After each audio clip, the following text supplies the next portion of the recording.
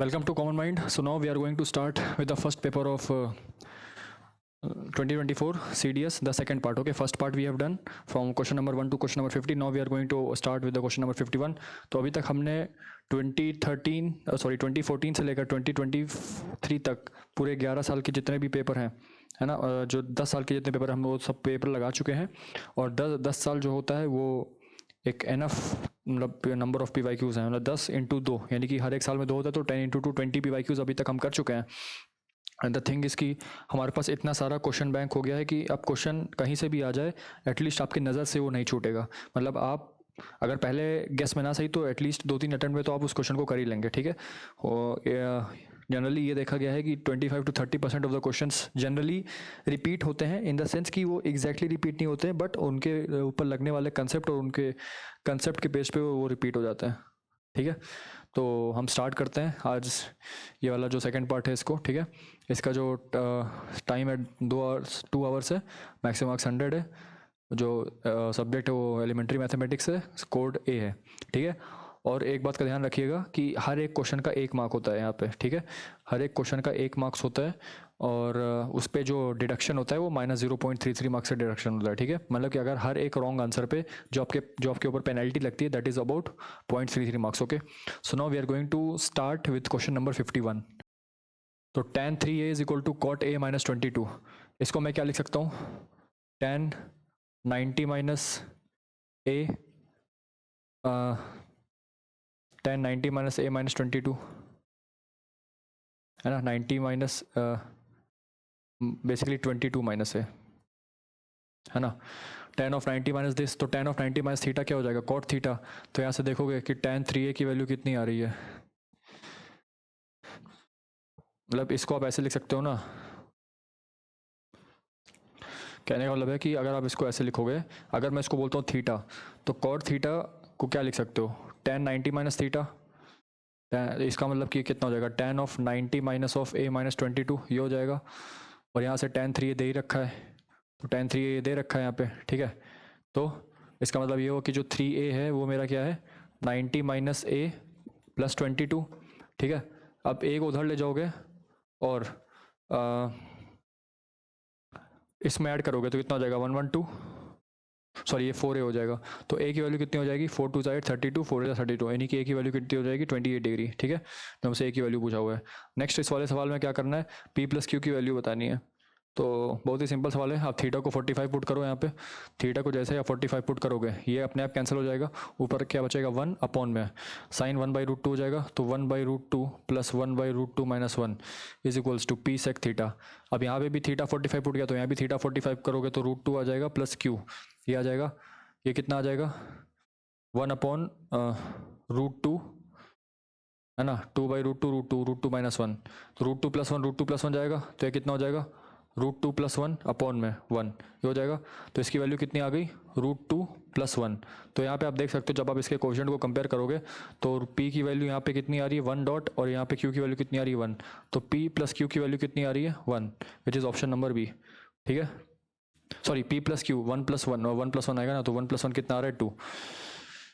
Next, the angles of elevation of the top of a tower from 2 points A and B at a distance x and x plus 5 meter from the base of the tower of height 6 meter। यानी कि एक tower है height जिसकी 6 metre है, ground से 2 point है ना। A जो है x डिस्टेंस पे है और B जो है वो x प्लस 5 डिस्टेंस पे है, ठीक है। यहाँ से एक ऐसे जा रहा है और एक ऐसे जा रहा है, height 6 metre and the same straight line with it are complementary. तो यानी कि अगर ये थीटा है तो ये 90 माइनस थीटा हो जाएगा, ठीक है। तो tan थीटा कितना हो जाएगा, यहाँ से tan थीटा आपका हो जाएगा 6/x, और यहाँ से tan 90 माइनस थीटा यानी कि cot थीटा कितना हो जाएगा, cot थीटा आपका हो जाएगा 6 अपॉन x प्लस 5, ठीक है। अब दोनों को मल्टीप्लाई कर दो कि तो 1 आएगा यहाँ पे, और कितना आ जाएगा 36 upon x square plus 5x। तो यहाँ से आ जाएगा X square plus 5x minus 36 equal to 0। यहाँ से कितना आ जाएगा X square plus 9x minus 4x minus 36, यानी कि x into X plus 9 minus 4 into X plus 9। तो यहाँ से आप देख सकते हो x की वैल्यू कितनी आ रही है 4 और minus 9, but x positive value है तो जाहिर सी बात है हम इसको 4 लेंगे। Answer is option number A. In a triangle ABC if sine a plus sine b plus sine c is equal to 3√3/2, ये है, ठीक है। Sine a plus sine b plus sine c, इसकी वैल्यू कितनी है 3√3/2, तो then the triangle can be equilateral. देखिए यहाँ पे कैन लिखा है, मस्ट नहीं लिखा है, ठीक है। तो कैन, हाँ बिल्कुल हो सकता है। कब? जब आप ए को 60 कर दो, बी को 60 कर दो और सी को 60 कर दो। जब आप तीनों को 60 करोगे तो कितना आ जाएगा, √3/2 प्लस में √3/2 प्लस में √3/2, तो कितना आ जाएगा 3√3/2, which is this option. Okay, 3√3/2। तो हाँ, इक्विलेटरल, अगर ट्राइंगल हमारा इक्विलेटरल है तो उस केस में ये वाला वैल्यू होल्ड कर सकता है। तो यहाँ पे कैन दिया है, मस्ट नहीं दिया है। अगर मस्ट होता तब ये पॉसिबल नहीं था, लेकिन यहाँ पे कैन दिया तो ये बिल्कुल स्टेटमेंट सही है। दूसरा हमको बोल रहा है कि ये वाला एंगल 3/2 हो सकता है, बिल्कुल हो सकता है। इसको आप लिखो 3 × 1/2, यानी कि 1/2 3 टाइम्स रिपीट हो रहा है। और ये तभी पॉसिबल है जब ए की वैल्यू, बी की वैल्यू, सी की वैल्यू 30 डिग्री है। तो cos 30 कितना होता है 1/2, तो सॉरी cos 60 यहाँ पे हो जाएगा 60 डिग्री। तो जब ये 60 डिग्री होगा, ए और बी और सी जब तीनों के तीनों 60 डिग्री हो जाएंगे, तब जाके क्या हो जाएगा, cos 60 + cos 60 + cos 60 कितना हो जाएगा 1/2 + 1/2 + 1/2, दैट इज 3/2 हो गया। तो ट्राइंगल जो है इक्विलेटरल हो जाएगा। तो दोनों के दोनों स्टेटमेंट यहाँ पे सही है, ठीक है। So both 1 and 2 are correct. Next, और क्या बोल रहा है, two trains A and B leave Delhi for Hyderabad at 7 a.m. and 7:50 a.m. on the same day and travel at 80 kmph and 100 kmph respectively. After how many kilometers from Delhi will the two trains be together? Let us suppose after how many kilometers, that is the kilometer is d kilometers. Okay, so now this d will be train A की speed multiplied by train time taken by train A, and that is also equals to same time में ही लेगा, यानी कि SB into time taken by B. तो time तो दोनों का same, मतलब सेम इन द सेंस कि जहां पे मीट करेंगे। सपोज ये एस ए कितना है 80 किलोमीटर पर आवर, तो 80 किलोमीटर पर आवर है। और सपोज टाइम टी जो है 7 बजे से अगर मैं मेजर करूँ तो सपोज उसने टाइम टी लिया, ठीक है। जब वो 7 बजे चला तब वहाँ से टाइम टी स्टार्ट हो चुका था। सपोज वो यहाँ पे आके मिला, तो ट्रेन ए को यहाँ से लेकर यहाँ तक चलने में टोटल टाइम टी लगा। अच्छा, अब ट्रेन बी को चलने में, ट्रेन बी को चलने में यहाँ से कितने, कब चला 7:50 पे, ठीक है, 7:50 पे चला। अब एस बी कितना दे रखा है 100 kmph, 100 kmph multiplied by time taken by B. तो टाइम टेकन बाई बी कितना हो जाएगा, उतना ही टाइम लिया बट वो 50 मिनट बाद चला, तो यहाँ पे टी माइनस कर देंगे क्योंकि ये 50 मिनट बाद चला था। अगर सपोज ये 7 बजे चलता तो टाइम टी लेता, बट इन द केस कि वो 7:50 पे चला तो वो इससे 50 मिनट और कम लिया, उससे 50 मिनट और कम लिया यहाँ तक पहुँचने में। जितना टाइम इसने यहाँ से यहाँ पहुँचने मिला उससे उतना टाइम 50 मिनट कम लिया, क्योंकि वो 50 मिनट लेट चालू हुआ था तो उसने 50 मिनट कम लिया। तो 50 मिनट 50/60 करोगे तो 5/6 आवर आ जाएंगे, ठीक है।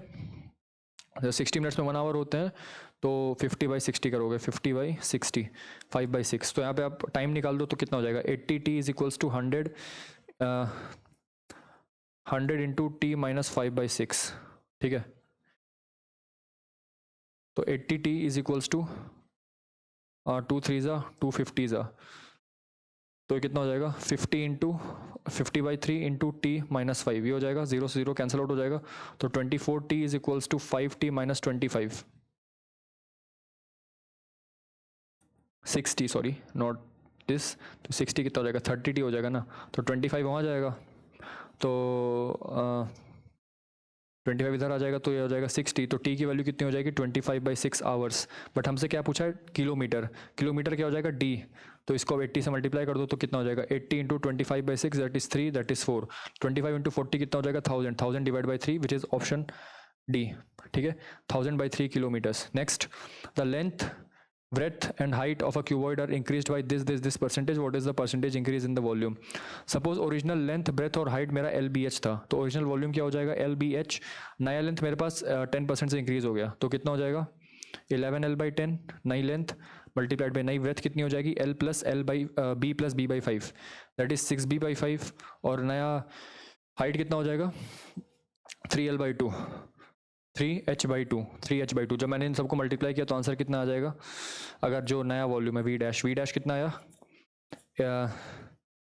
2 5 10 2 3 तो कितना हो जाएगा 999 LBH/50, ये हो जाएगा, ठीक है।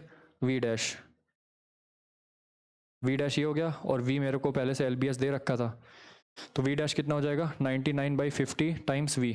तो हमसे परसेंटेज इंक्रीज पूछा, तो परसेंटेज इंक्रीज क्या हो जाएगा V डैश - V/V × 100%, यानी कि new minus original upon original into 100। तो V कितना है 99 by 50v minus v upon v into 100, ये क्या हो जाएगा percentage 45v upon v 99 minus 50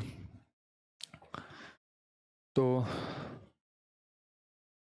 99 minus 50 कितना हो जाएगा 49v अपॉन में 50v इंटू 100, v से v कैंसिल हो जाएगा, 50 से 2 जाएगा तो 49 इंटू 2 कितना हो जाएगा 98% है इंक्रीज। ठीक है, नेक्स्ट वाले पे आता है 9400 is distributed among PQR in such a way that if 93, 94, 25 are deducted from their respective shares, then they have a money in the ratio 3:4:5. What is the share of P? Suppose the share of P is suppose they have the money in the ratio, या फिर हम वैसे बोले कि P/Q/R में पैसे बटे, ठीक है, पैसे जो है बटे। अब P में से 93 डिडक्ट हो गया तो क्या बचा 3x, अब Q में से 24 डिडक्ट हुआ तो क्या बचा 4x, और R में से डिडक्ट हुआ कितना 55 तो कितना बचा 5x। सबको ऐडअप कर देंगे तो कितना आ जाएगा P plus Q plus R, minus में 5 प्लस 4 9 12 2 1 9 प्लस 1 10 172 कितना आ जाएगा 12x, ये आ जाएगा। अब P plus Q plus R कितना है 9400, ये दे रखा है हमको, माइनस 172 करोगे that is equals to 12x।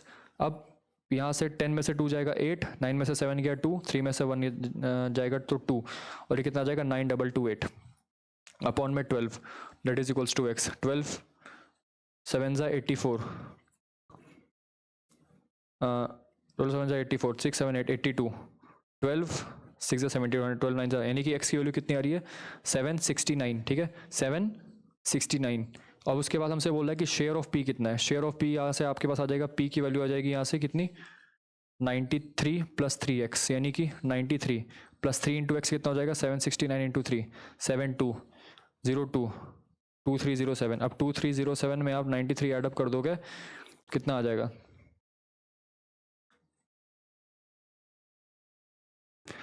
010240 2400 जो है P का शेयर आ जाएगा। ठीक है, P का जो शेयर है, बट द थिंग इज कि यहाँ पे ऑप्शन में आप देखो तो किसी में भी ऑप्शन में 2400 जैसा आंसर दे ही नहीं रखा है, 2307 दे रखा है, यानी कि उन्होंने सिर्फ 3x कंसीडर किया, 93 को कंसीडर किया ही नहीं है।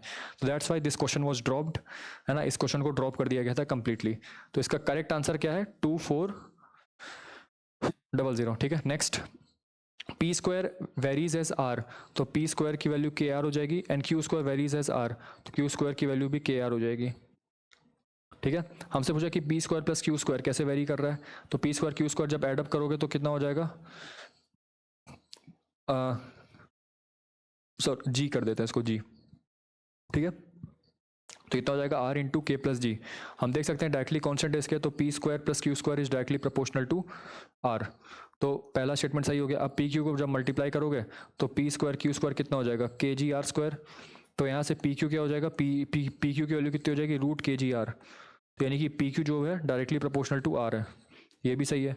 P square minus Q square करोगे तो कितना आ जाएगा P square minus Q square, यहाँ से करोगे तो कितना आ जाएगा R into K minus G आ जाएगा, ये भी एक कांस्टेंट है, तो P square minus Q square is directly proportional to R as well. तो तीनों के तीनों स्टेटमेंट हमारे सही हैं, so the last option is correct. Now P number of man can finish a piece of work in Q days.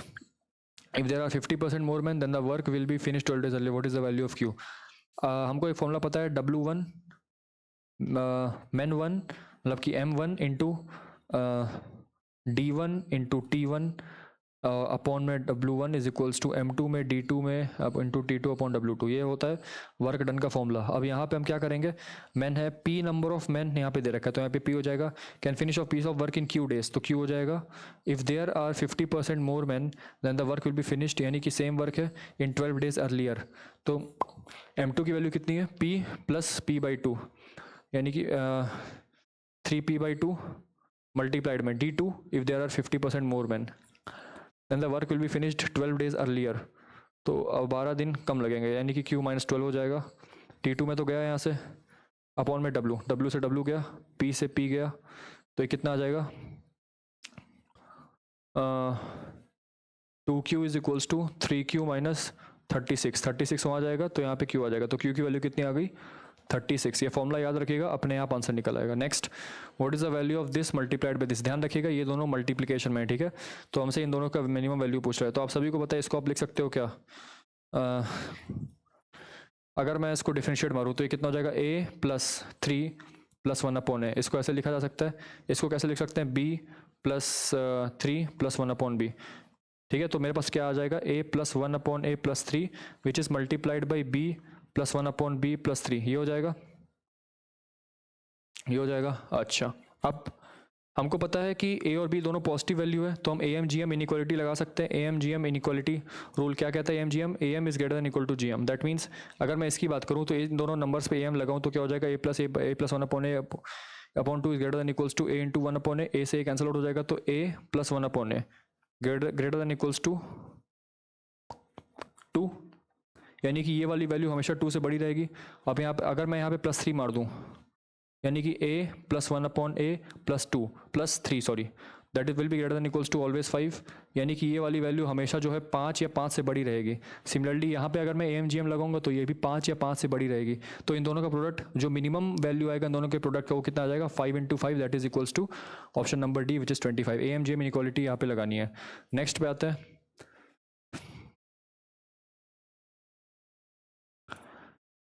अच्छा अब इस टाइप के सवाल आ गए, ये देखिए अब ये नया पैटर्न पे सवाल ऐसे ऐसे आते हैं। ठीक है, तो ध्यान रखिएगा। Let A B C D be the integers, which one of A B C D is closest to the product A B C D. ध्यान से देखिएगा, हमसे क्या बोल रहा है, choose the option if the question can be answered by one of the statements alone but not by the other. कहने का मतलब है कि अगर सिर्फ और सिर्फ स्टेटमेंट 1 कर पा रहा है और स्टेटमेंट 2 नहीं कर पा रहा, या फिर स्टेटमेंट 1 नहीं कर पा रहा है, स्टेटमेंट 2 कर जा रहा है। दूसरा हमसे कह रहा है कि if the question can be answered bye either statement alone, either statement alone in the sense कि या तो सिर्फ 1 कर रहा है, 1 और 2 कर रहा है। ठीक है, तीसरा हमसे बोल रहा है कि if the question can be answered bye using both the statements together but can not be answered by using either statement alone, यानी कि इसका आंसर क्या हो जाएगा, 1 एंड 2 बिकॉज बोथ टुगेदर है। चौथा हमसे बोल रहा है कि नाइदर 1 नॉर 2, यानी कि both the statements can are not able to answer the thing. Okay, neither 1 nor 2।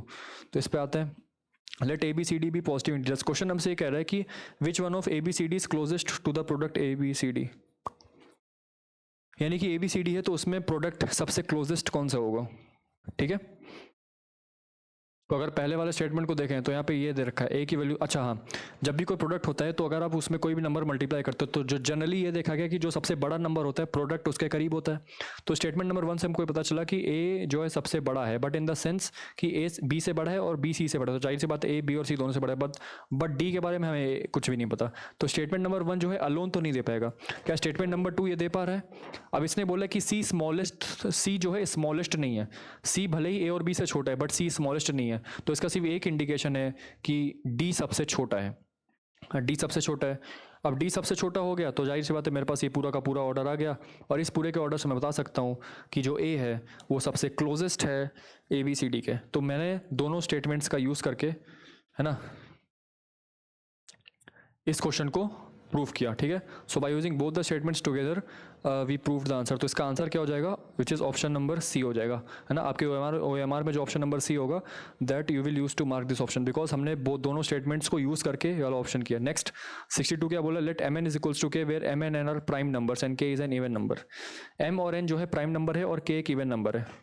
ठीक है, what is the value of M N minus N plus 1, हमसे इसकी वैल्यू पूछ रहा है। सपोज मैंने m को लिया 2, है ना, या n को लिया 3। ठीक है, ये मैंने लिया। यहाँ पे जब दोनों का प्रोडक्ट करोगे तो k की वैल्यू आ जाएगी 6। हमसे इसकी वैल्यू पूछ रहा है, तो यहाँ पे क्या हो जाएगा 6 माइनस 3 प्लस 1, ये हो जाएगा, यानी कि इसकी वैल्यू कितनी हो जाएगी 6 माइनस 3 प्लस 1 की 3 प्लस 1 दैट इज़ 4, इसकी वैल्यू हो गई 4। अब क्या बोल रहा है, के एक इवन नंबर है। ठीक है, के इवन नंबर है और ये तभी पॉसिबल है जब देखो प्राइम नंबर मोस्टली ऑड होते हैं, सिर्फ 2 को छोड़ के बाकी जितने प्राइम नंबर है सबके सब ऑड होंगे। तो जब आप उन दोनों के प्राइम नंबर का प्रोडक्ट करोगे तो हमेशा ऑड ही आएगा, हमेशा वो ऑड ही आएगा।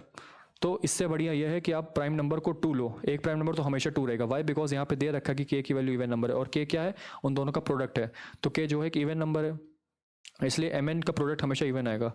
ठीक है, या तो एम की वैल्यू 2 है, एन की वैल्यू 3 है, या तो एन की वैल्यू 2 है और एम की वैल्यू 3 है, कुछ ऐसा है। अब हमसे बोल रहा है कि इसकी वैल्यू क्या है 4, इसकी वैल्यू 4 आ गई। क्या एम ग्रेटर देन एन ये बता पा रहा है कि m ग्रेटर देन n बता पा रहा है कि क्या ये वैल्यू आएगी, तो बिल्कुल बता पा रहा है, यानी कि m की वैल्यू यदि n से बड़ी है तो m की वैल्यू 3 हो जाएगी और n की वैल्यू 2 हो जाएगी, जिसका प्रोडक्ट 6 आ रहा है और यहाँ पे ये वैल्यू आ जा रही है। बट जो सेकंड स्टेटमेंट है, सेकंड स्टेटमेंट मेरे को ये नहीं बता पा रहा है कि उसमें से m कौन सा है, n कौन सा है। भाई नंबर तुमने बता दिया कि 2 है, एक नंबर 2 है, बट द थिंग इज कि m 2 है या n क्या है 3, क्योंकि यहाँ पे n भी 2 हो सकता है और m भी 2 हो सकता है, कुछ 3 हो सकता है, ठीक है, तो उलट फेर भी हो सकता है। तो हम one of the numbers is 2, ये जो स्टेटमेंट है ये बता नहीं पा रहा है कि कैसे इसको लेंगे, तो second statement is not able to tell. या फिर ऐसा भी बोल सकते हो, देखो m ग्रेटर देन n है, लेकिन है ना, ये दूसरा वाला स्टेटमेंट ये नहीं बता पा रहा, क्योंकि दूसरे वाले स्टेटमेंट दो पॉसिबिलिटीज आ रही हैं। आप n की वैल्यू को 3 रखोगे तो यहाँ से जब आप इसकी वैल्यू, जब आप ये रखोगे ना यहाँ पे n की वैल्यू को यहाँ पे जब 3 रखे, ये वाला जब रख के यहाँ पे सॉल्व करोगे तो वैल्यू आएगी 4, जब इसको रख के सॉल्व करोगे तो वैल्यू कितनी आ जाएगी 4 + 1 5। तो यहाँ पे दो वैल्यूज आ रही है। जब आप स्टेटमेंट नंबर 2 को देखोगे तो स्टेटमेंट नंबर 2 एक तरह से सही स्टेटमेंट, मतलब ये यूनिक वैल्यू नहीं दे पा रहा है, बट स्टेटमेंट नंबर 1 जो है यूनिक वैल्यू दे पा रहा है, तो दैट्स वाई इसका आंसर क्या हो जाएगा ए क्यों होगा, आपको पहले से पता है कि the question can be answered by only one of the statements alone but not by the other, यानी कि सिर्फ एक ही स्टेटमेंट इसको आंसर कर पा रहे हैं, दो के दोनों दूसरा वाला स्टेटमेंट आंसर नहीं कर पा रहे, राइट। नेक्स्ट वाले पे आते हैं, if p is a positive integer then what is the remainder when p to the power n is divided by p + 1। ध्यान से इसको देखिएगा, अगर p हमारे पास एक पॉजिटिव इंटीजर है, ठीक है, तो मैंने बोला p एक पॉजिटिव इंटीजर है और what is the remainder when p to the power n is divided by p + 1, n की वैल्यू यदि इवन है, n की वैल्यू क्या है, इवन है, और p एक पॉजिटिव इंटीजर है, तो p की power n is divide, what is the remainder, remainder हमसे पूछ रहा है, n की वैल्यू इवन है, तो अगर सपोज मैं कोई भी नंबर लेता हूँ, p की वैल्यू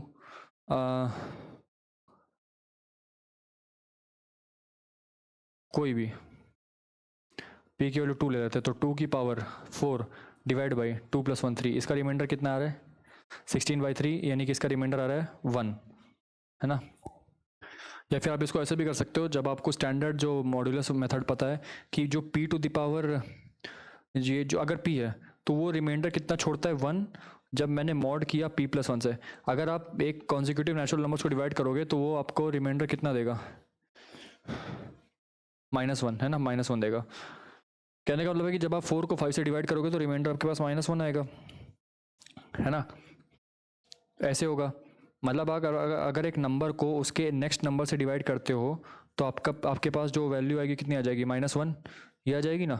तो इसको मैं यहाँ लाता हूँ, तो p + 1 जो है वो रिमाइंडर कितना देगा, 0 देगा, जब हम इसको क्या करेंगे मॉड p + 1 से, जाहिर सी बात है रिमाइंडर उतना ही देगा। यानी कि अगर मैं इसको देखूं तो अगर मैं p की पावर n करता हूं तो रिमाइंडर कितना दे देगा -1 की पावर n, जब मैं डिवाइड करूंगा p + 1 से, ठीक है। अच्छा, तो अगर मैं n को इवन रखता हूं, यदि मैं n को इवन रखता हूं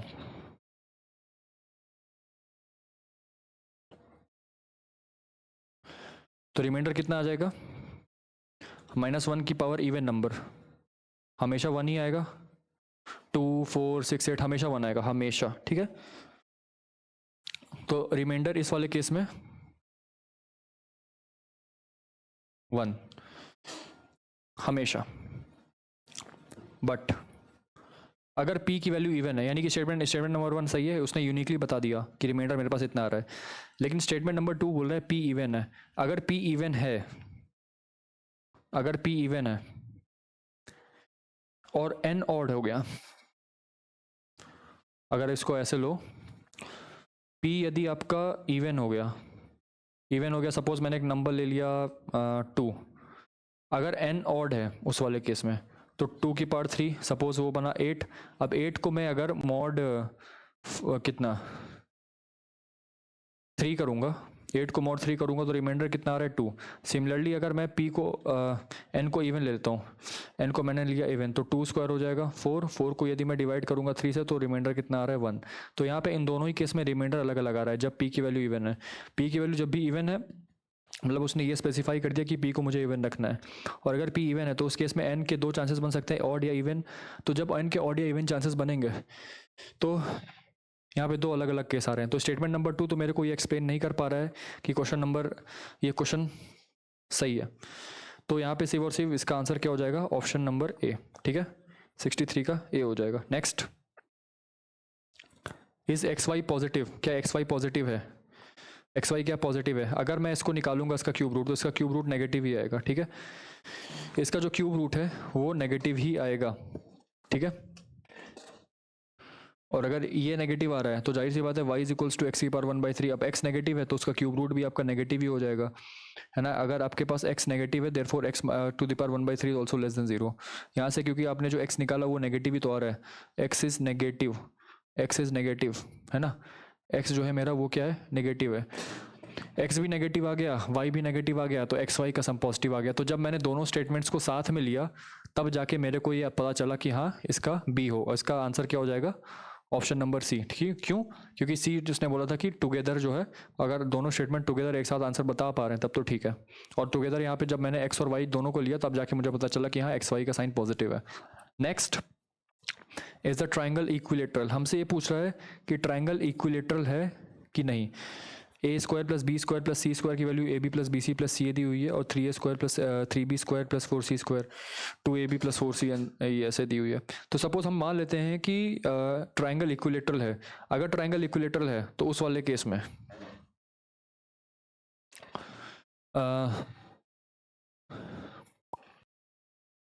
अगर ये वाला रिलेशन होल्ड कर रहा है तो आपको एक फॉर्मूला पता होगा क्या, a plus B plus C का होल स्क्वायर होता है वो a square plus B square plus C square plus 2 times A B plus 2 times B C plus 2 times C होता है। और यहाँ पे a square plus B square plus C square की वैल्यू ऑलरेडी ये दे रखा है, तो टोटल वैल्यू कितनी हो जाएगी, 3ab plus 3bc plus 3ac, ये हो जाएगी। अच्छा, अब अगर इक्विलेटरल ट्राइंगल है तो a की वैल्यू b की वैल्यू c की वैल्यू बराबर होगी, तो कितना हो जाएगा, 3a का whole square is equals to 3 into A square plus A square plus A square, ये हो जाएगा। तो कितना हो जाएगा 9a स्क्वायर, और ये भी आपका कितना हो जाएगा 9a स्क्वायर। ठीक है, this will be equals to 9a square. तो स्टेटमेंट नंबर 1 मेरा सही है कि अगर ट्राइंगल इक्विलेटरल है तो ये होल्ड करेगा। दूसरा ये बोल रहा है अगर मैं यहाँ पे a और b और c को k रख दूँ तो कितना हो जाएगा 3k square plus 3k square plus 4k square, that is equals to 4 plus 3 9 plus 3 12 4 plus 3 7 plus 3 10, तो ये कितना हो जाएगा 10k स्क्वायर। RHS में कितना आ रहा है 2k square plus 4k square plus 4k square, तो RHS में भी आपका कितना आ रहा है 10k स्क्वायर, यहाँ पे भी आपका 10k स्क्वायर आ रहा है। सो स्टेटमेंट नंबर 1 और स्टेटमेंट नंबर 2 दोनों के दोनों यहाँ पे सही है। ठीक है, अपने हिसाब से, दोनों को मिला के नहीं, अपने अपने हिसाब से ये सही है। तो इसका आंसर क्या हो जाएगा, बी ऑप्शन। ठीक है, बी क्या कहता है कि if the question can be answered bye either statement alone. Alone मतलब इन द सेंस कि स्टेटमेंट नंबर 1 भी बता दे रहा है और स्टेटमेंट नंबर 2 भी बता दे रहा है। यहाँ पे और लगेगा, एंड नहीं, एंड इसलिए नहीं लगेगा क्योंकि हम दोनों स्टेटमेंट्स को यूज़ में नहीं ले रहे हैं, हम सिर्फ एक ही स्टेटमेंट को यूज़ में ले रहे हैं और उन दोनों ही स्टेटमेंट से हम प्रूव कर दे रहे हैं कि हाँ ये होगा इसका। ठीक है, तो 65 का बी होगा। नेक्स्ट, हमसे क्या बोला, area of a rectangle with length x and width y is p and area of a parallelogram which is strictly not a rectangle with adjacent sides of length x and y is q।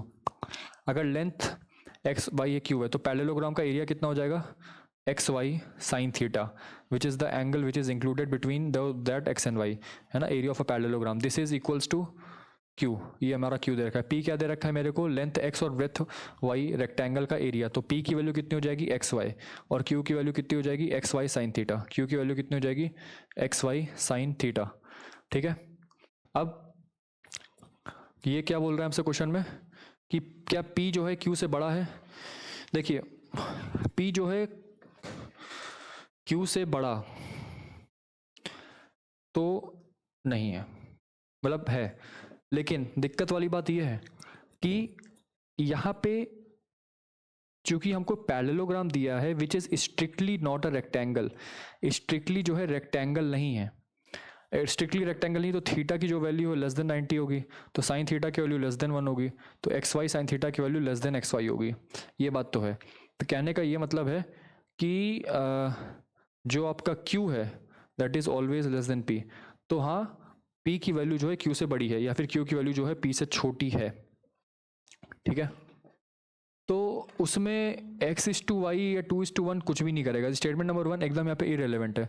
हमने question का answer ऐसे ही बता दिया कि हाँ जो Q और P है या फिर ऐसा रिलेशन है वो हमेशा ट्रू होल्ड करेगा, और ट्रू होल्ड करेगा, और उसके लिए ना ही स्टेटमेंट 1 की ज़रूरत है ना ही स्टेटमेंट 2 की ज़रूरत है, हमेशा फॉर ऑल थीटा। हमको यहाँ पे स्ट्रिक्टली बोल के रखा है रेक्टेंगल नहीं है, इसका यही मतलब बोल रहा है कि थीटा की वैल्यू 90 नहीं हो सकती, थीटा की वैल्यू 90 या 90 से कम होगी, ठीक है।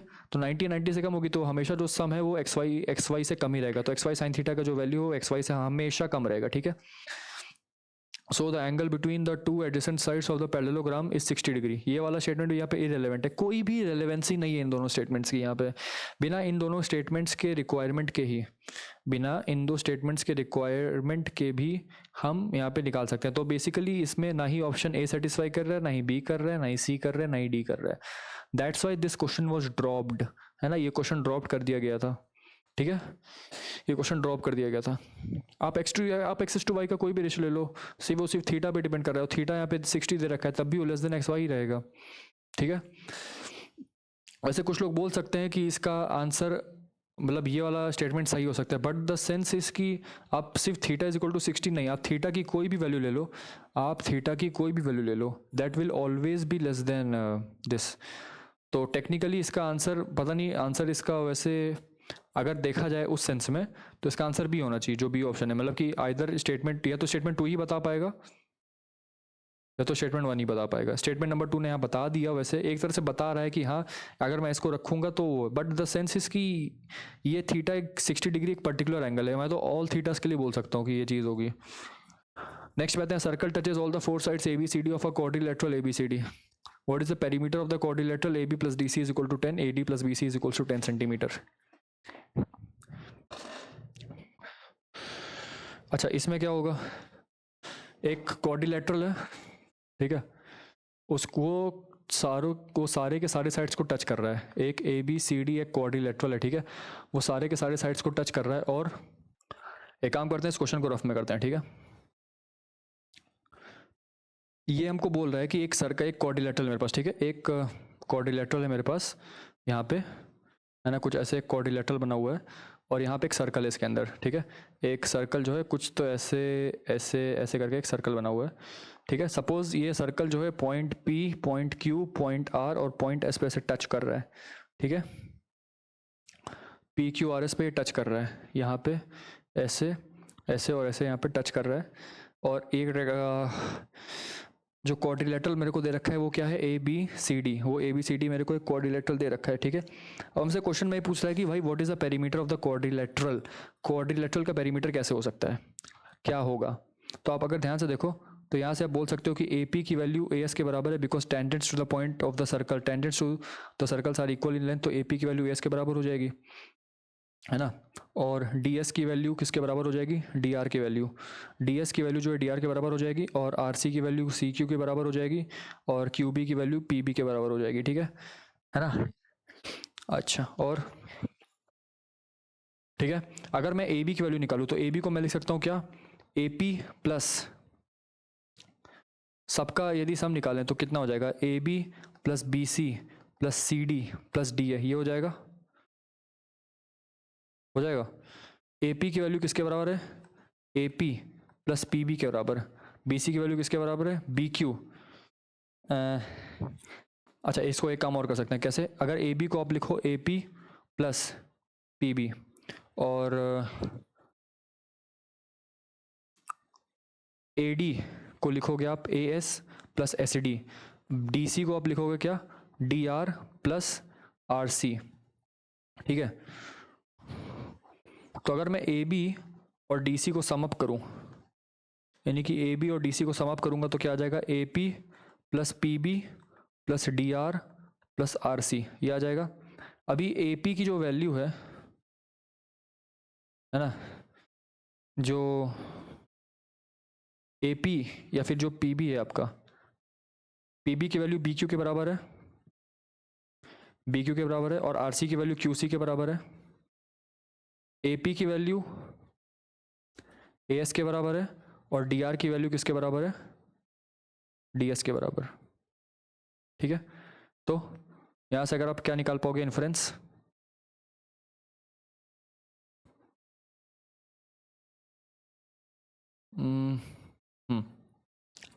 A B plus D C is equals to A S plus D S, A S plus D S कितना है यहाँ का, अगर आप देख पा रहे हैं उसको, A S plus D S कितना है, ए डी प्लस में B Q plus Q C कितना है, B Q plus Q C की वैल्यू कितना है, बी सी, तो ये हो जाएगा, ठीक है। A B plus D C की वैल्यू कितनी है, A D plus B C के बराबर है, तो ये रिलेशन मैंने इसको होल्ड करवाया यहाँ पे। अब हमसे पेरीमीटर ऑफ द क्वाड्रिलेटरल पूछा है, स्टेटमेंट नंबर 1 गिवन है कि A B plus D C की वैल्यू 10 है, A B plus B C की वैल्यू 10 है, तो अगर हमको पता चला कि A B plus D C की वैल्यू 10 है, तो वहाँ से हमने भी निकालिए कि A D plus B C की वैल्यू भी 10 है, दोनों की वैल्यू 10-10 है, तो पेरीमीटर कितना आ जाएगा, 20 आ जाएगा। यानी कि पहले स्टेटमेंट की मदद से हमें खुद पता चल गया कि हाँ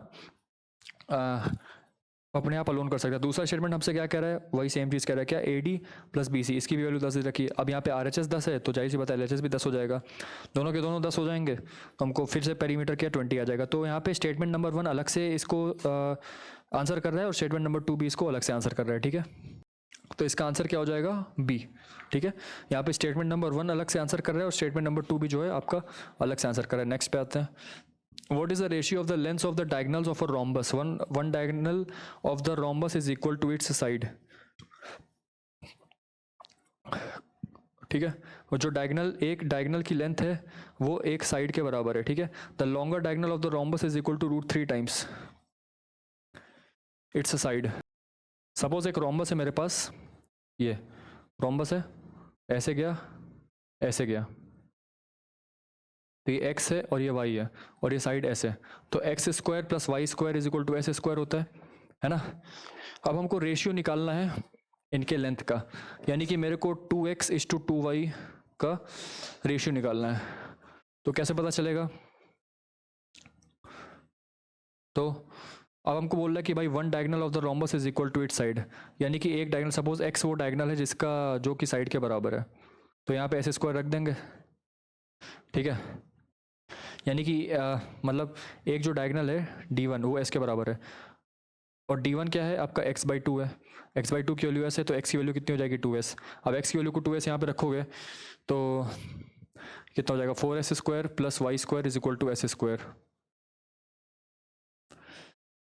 तो यहाँ से तो वाई स्क्वायर की वैल्यू आपके पास -3s स्क्वायर आ रही है, विच मीन्स दैट वाई यहाँ ये पॉसिबल ही नहीं है।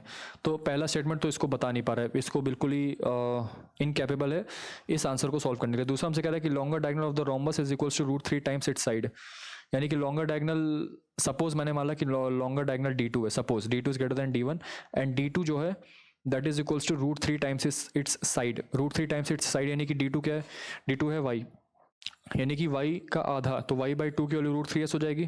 तो यहाँ से जो y की वैल्यू निकल के आ रही है that is equals to 2√3s, y की वैल्यू 2√3s है, तो y को यहाँ रखोगे कितना हो जाएगा x स्क्वायर प्लस 2√3 का स्क्वायर कितना हो जाएगा 4 × 3 12s स्क्वायर।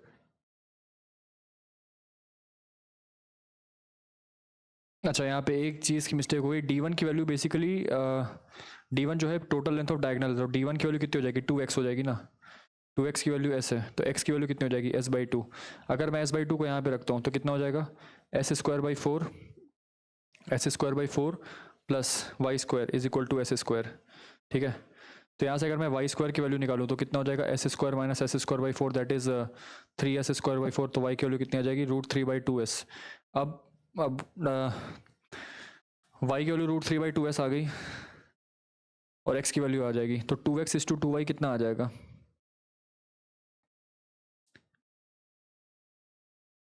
इसको देखते हैं। तो यहाँ से आप ये एक चीज़ देख सकते हैं क्या, कि जो एरिया ऑफ क्वाड्रिलेटरल है ABCD वो हमको 100 स्क्वायर यूनिट दिया हुआ है, और ये जो area of the quadrilateral PQR है जो हमको 50 स्क्वायर यूनिट दिया हुआ है।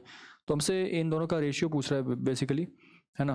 What is the difference in the area of the quadrilateral ABCD and the area of the quadrilateral PQRS। तो एरिया ऑफ द क्वाड्रिलेटरल कितना हो जाएगा 100 स्क्वायर यूनिट और ये 50 स्क्वायर यूनिट, और बेसिकली ABCD कितना हो जाएगा, अगर हमको ये 100 दे रखा है और ये 50 दे रखा है, इसका मतलब ये है कि यहाँ से इन्फ्रेंस हमने ये निकाला कि पैरेललोग्राम ABCD जो है, या क्वाड्रिलेटरल ABCD उसका जो एरिया है that is 2 times the quadrilateral of PQRS, ठीक है। PQRS का वो होता है, ठीक है ना। यानी कि ए बी सी डी और आप ये बोल सकते हो कि ए बी सी डी और पी क्यू आर एस एक पैरेललोग्राम है। अब ए बी सी डी का एरिया कितना होता है, ए बी साइन थीटा, और यहाँ से ए बाई टू और बी बाई टू ऐसे कुछ तो साइन थीटा हो जाता है। तो उसका आंसर क्या हो जाएगा, ऑप्शन नंबर बी। कैसे, दैट इज़ 2 टाइम्स एरिया जो ए बी सी डी का है वो 2 टाइम्स जो है वो पी क्यू आर एस का, यानी कि 50 इंटू 2 दैट इज़ 100। ये प्रॉपर्टी होती है, ठीक है, किसी भी क्वाड्रिलेटरल की। बेसिकली हमने प्रूव किया कि यहाँ पे पैरेललोग्राम है। पैरेललोग्राम में क्या होता है, अगर आप उसके मिड पॉइंट्स को ज्वाइन करते हो तो you will get area which is basically the half of the outer quadrilateral या पैरेललोग्राम, जो भी बोल दो। नेक्स्ट पे आता है, क्या बोला जा रहा है, in a pie diagram with radius 7 centimetre the central angles of the sectors are in the ratio this. हमसे पूछ रहा है कि इस रेशियो में सेंट्रल एंगल है ना, एंगल्स ऑफ द सेक्टर्स इस रेशियो में। अब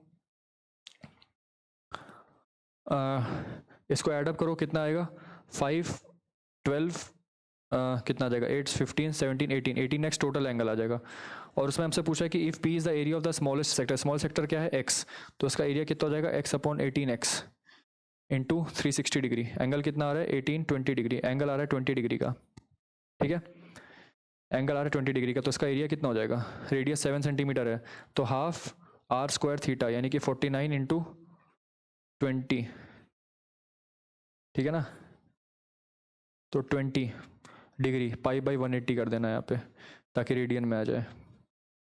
माइनस में क्या करेंगे, half into R square theta, R square 49 रहेगा, इंटू थीटा क्या आ जाएगा, थीटा यहाँ पे क्या 7x, 7x divide by 18x करोगे तो 20 140 डिग्री, 140 आ जाएगा यहाँ पे, तो 140 इंटू पाई बाई 180। तो यहाँ से कितना हो जाएगा 10, 0 से 0 कट जाएगा, और 22/7 तो कितना हो जाएगा, 7 से 7 कटेगा तो 22 इंटू 7 डिवाइड बाई 18, माइनस में half into 49 into 140 into pi by 8, तो कितना हो जाएगा ये, हाफ इंटू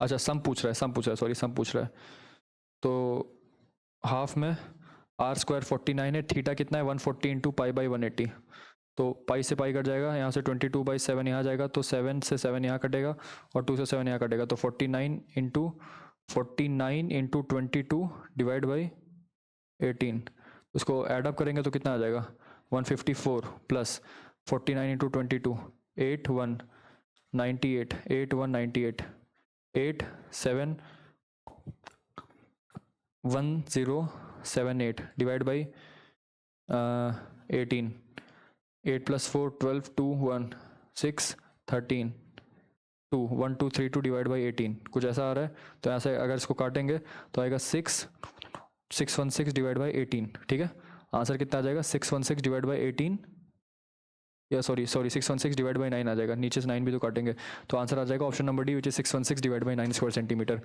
अगर हमसे बोल रहा है कि पी जो है पेरीमीटर है स्मॉलेस्ट सेक्टर का, then what is the value of 9p। Smallest sector का क्या होता है, 2r प्लस आर्क लेंथ, ये हमारा होता है पेरीमीटर सेक्टर का, है ना। अब 2r की वैल्यू तो दे रखी है हमको, 2r की वैल्यू तो हमको ऐसे दे रखी है, कितनी, रेडियस 7 है, रेडियस यदि 7 है तो 2r की वैल्यू कितनी हो जाएगी 14, और s की वैल्यू कैसे निकालते हो, r थीटा से निकालते हो, r थीटा से निकालोगे, है ना। तो 14 प्लस r 7, और थीटा कितना है, थीटा आपको दे रखा है 20 डिग्री, 20 इंटू पाई बाई 180, ये हो जाएगा, तो 9 कट जाएगा, तो 7 पाई बाई 9, तो 14 plus 7 pi by 9 that is equals to 14, अच्छा 9 से मल्टीप्लाई करना है, तो 9 से, अच्छा ये हमारा p का वैल्यू हो जाएगा। अब इसको 9 से मल्टीप्लाई कर दो तो कितना हो जाएगा, 14 इंटू 9 कितना हो जाएगा 6 3 126 plus 7 pi that is equals to 7 into 22/7, तो 7 से 7 कैंसिल आउट हो जाएगा, तो 126 और 22 कितना हो जाएगा 8 4 148 सेंटीमीटर जो है मेरा इसका पेरीमीटर आ गया। Next, 2 trains A and B started from positions P and Q respectively towards each other. Train A started at 7 p.m. at speed of 60 km per hour, and train B started at 4 a.m. the next day at a speed of 90 km per hour. The distance between the two trains P and Q, the distance between the two stations P and Q is this. तो यहाँ पे P है, यहाँ पे Q है, और how far from station Q will the two trains meet? Let us suppose they meet at a station number D, मतलब कि let us suppose they meet at a distance D from Q, यानी कि suppose ये यहाँ पे कहीं meet हुए, right. अगर ये यहाँ पे कहीं मीट हो रहे हैं तो ये डिस्टेंस को यदि मैं डी मान लूँ और डिस्टेंस बिटवीन द 2 स्टेशन कितना दे रखा है 800, तो ये कितना हो जाएगा 800 माइनस डी हो जाएगा। यानी कि जो ट्रेन यहाँ से चली वो यहाँ पे 800 माइनस डी पहुँची और यहाँ से जो चली वो डी डिस्टेंस पे पहुँची, ठीक है। अच्छा, और हमसे क्या बोल रहा है, यानी कि जो यहाँ से चली ये वाली train A started at 7 AM from P at a speed of 60 kilometre per hour, यानी कि इसको जितना टाइम लगा वो किसी टाइम पे पहुंचेगी, है ना, वो किसी टाइम पे पहुंचेगी। इसको जितना टाइम लगा इस वाली ट्रेन को, उससे उसी समय वहाँ आने पे इसको 9 घंटे कम टाइम लगा। यानी कि ए को सपोज अगर x आवर्स लगे यहाँ पहुँचने में, तो q को कितने आवर्स लगेंगे x माइनस 9y, बिकॉज वो लेट चालू हुई थी यहाँ से, ठीक है। 4 AM पे नेक्स्ट चालू हुई थी। अब 7 से 4 के बीच में कितने घंटे आते हैं, 7 बजे रात, 7 बजे शाम को और 4 बजे अर्ली मॉर्निंग में के बीच में कितने आवर्स आते हैं। तो आप इसको गिनोगे तो टोटल जो है 9 आते हैं, ठीक है, ठीक है। तो टोटल 9 आवर्स आते हैं। तो इसको मैं ऐसे लिख सकता हूँ कि अगर ए जो है एक्स टाइम में पहुँच रहा है तो बी जो है x माइनस 9 टाइम में पहुँचेगा। तो ये कितना हो जाएगा 800 माइनस डी अपॉन में 60 हो जाएगा, इज इक्वल टू ये कितने में पहुंचा 90 और वहीं सेम डिस्टेंस पे पहुंचा। बट द थिंग इज कि वो 4 बजे चालू हुआ था और वो 7 बजे, तो टाइम डिफरेंस कितना आया, 9 घंटे का टाइम डिफरेंस आया, ठीक है। तो यहाँ से मैं निकाल दूंगा इसको, कितना आ जाएगा, ये आ जाएगा 3 2 जा और ये आ जाएगा 3 3 जा, तो आ जाएगा डी माइनस में 81 डिवाइड बाई 3 इंटू में 2 that is equals to 2400 minus 3D। तो कितना आ जाएगा 2D माइनस 81, तो यहाँ आ जाएगा 25 2 कितना आ जाएगा 2400 और ये कितना आ जाएगा 2 1 2160, तो आ जाएगा 2562 is equal to 5D।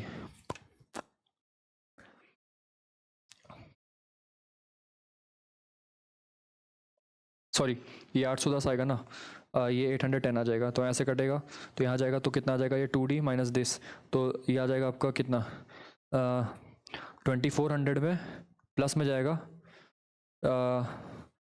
0 2 1620 that is equals to 5D, ये हो जाएगा। तो हो जाएगा 0 2 0 4020, तो 4020 की वैल्यू यहाँ से 5D आ जाएगी, तो D की वैल्यू कितनी आ जाएगी 8। अच्छा, इसको फिर से सॉल्व करते हैं इस वाली इक्वेशन को। इक्वेशन क्या आई थी मेरे पास, 800 minus d divide by 60 is equals to d minus 810 upon 90, ये जाएगा यहाँ से, ये जाएगा यहाँ से और ये जाएगा यहाँ से 3, तो 2400 minus 3D is equals to 2D minus में 1620, ठीक है, ये आ जाएगा।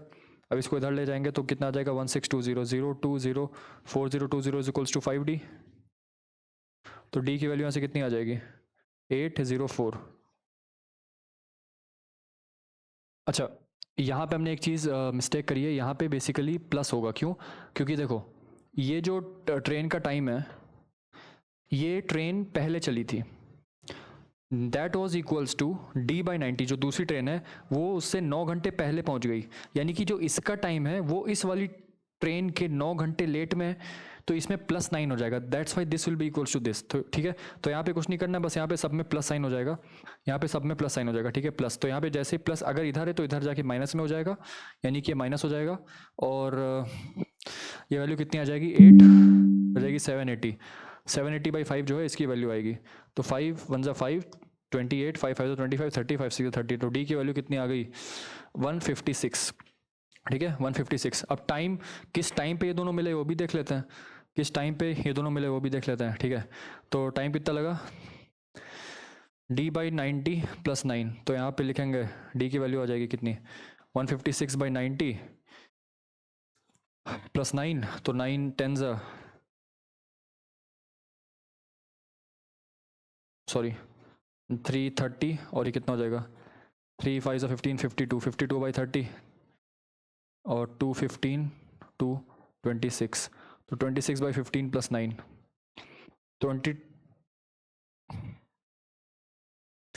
26 by 15 plus 9 26 by 15 plus 9 hours में है, मिनट्स में कन्वर्ट करेंगे तो 60 आ जाएगा, 15 to 4 तो 26 प्लस 135 इंटू 4 11 161 इंटू 4 644,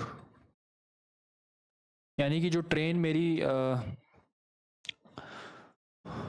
ए थी उसको 644 मिनट्स लग गए। 644 को यदि मैं 60 से डिवाइड करूँ तो कितना आएगा, 61 जा 60 44, मतलब कि ये 10 घंटे तो लेगी ही लेगी। 10 घंटे लेने के बाद 44 मिनट्स एक्स्ट्रा लेगी। ये चली कब थी, ये चली थी 7 बजे शाम को।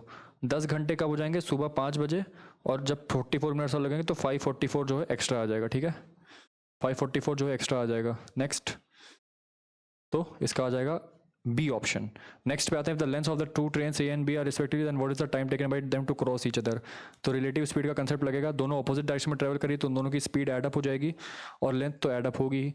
तो L A plus L B, ये आपका हो जाएगा टाइम टेकन। तो L A plus L B मेरे को कितना दे रखा है, 4900। अब उनमें वेलोसिटी कितना दे रखा था, 60 प्लस 90 तो कितना हो जाएगा, 150। 150 को आप मीटर पर सेकंड में कन्वर्ट करोगे तो आएगा 5/18। ठीक है, यहाँ से 0 से कटा 18 ऊपर जाएगा तो 90 into 18, 90 into 18 divide by 5, 15 into 5 तो कटेगा 3 5 ज़ा और 3 6 ज़ा।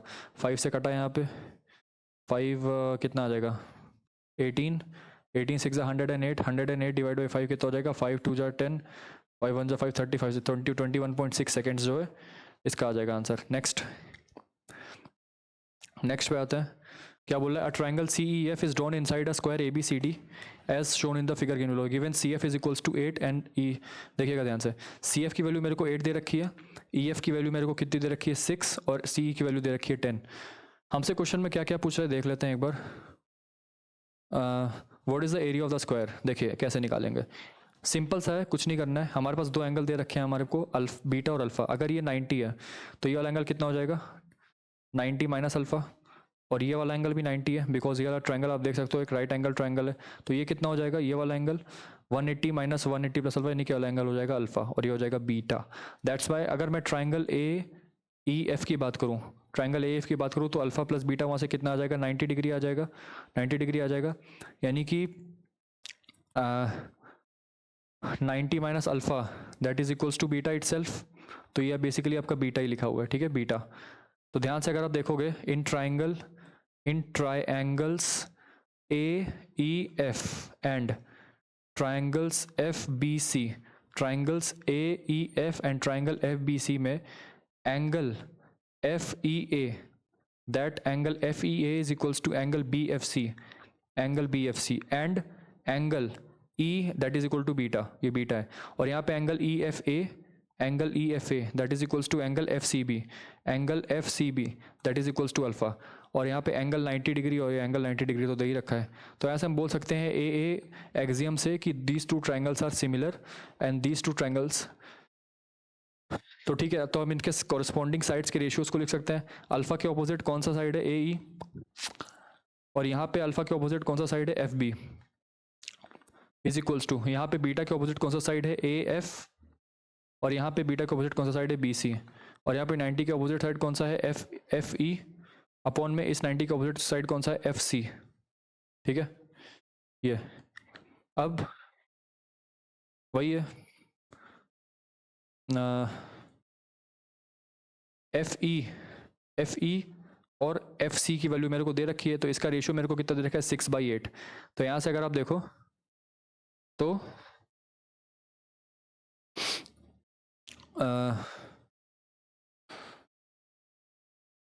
बी सी ए एफ कितना दे रखा है, ए एफ ठीक है निकालना है, ए एफ की वैल्यू कितनी आ जाएगी 6/8।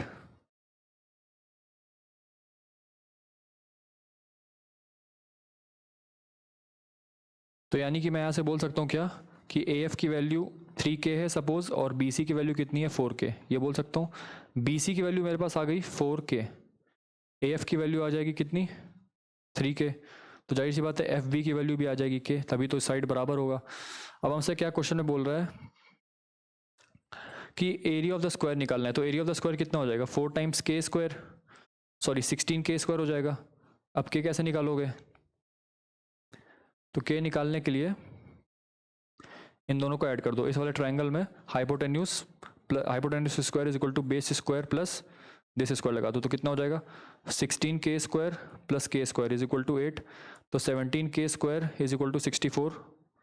सो k स्क्वायर की वैल्यू कितनी आ जाएगी 64 डिवाइड बाई 17, तो मेरे को 14k स्क्वायर की वैल्यू चाहिए, सॉरी 16k स्क्वायर की वैल्यू चाहिए मेरे को।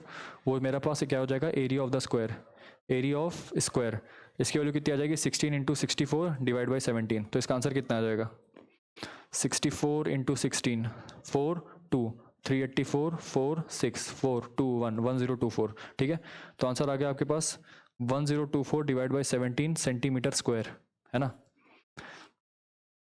नेक्स्ट हमसे पूछा कि tan alpha plus tan beta की वैल्यू कितनी होती है।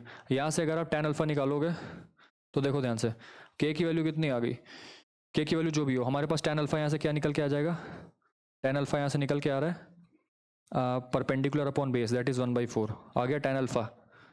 और tan बीटा कितना निकल के आ रहा है, tan बीटा यहाँ से अच्छा हमको ये वाली वैल्यू निकालनी पड़ेगी ए की वैल्यू कितनी होगी, यहाँ से आप देख सकते हो कि ए अपॉन में एफ बी, यानी कि A upon K, A upon F B is equal to 6/8, यानी कि वही ए की वैल्यू भी कितनी है 3 के 4 के, है ना। तो यहाँ से अगर आप k की वैल्यू निकालोगे तो k की वैल्यू आपके कितनी हो जाएगी 8 बाई, यहाँ से जो k स्क्वायर आपका 64/17 है, तो k की वैल्यू कितनी हो जाएगी 8/√17, a/√17। तो अगर ये वैल्यू 6 दे रखी है और ये 8/√17 दे रखी है, तो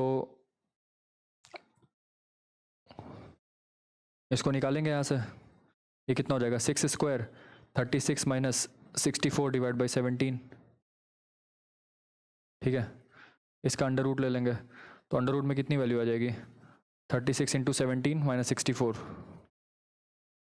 या फिर इसको निकालने की ज़रूरत ही नहीं है, आपके पास ऑलरेडी यहाँ पे बीटा आ ही चुका है ना, बीटा आ ही चुका है, तो यहाँ से tan बीटा निकाल दो।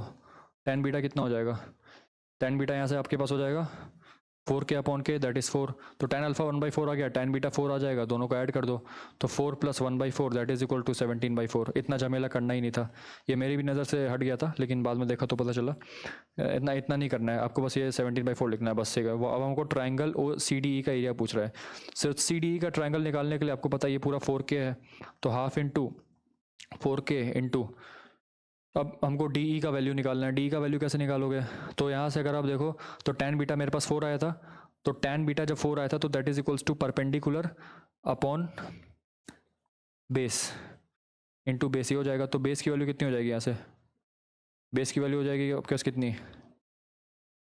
इंटू 1 अपॉन बी, तो बी की वैल्यू कितनी हो जाएगी 2/√17, है ना,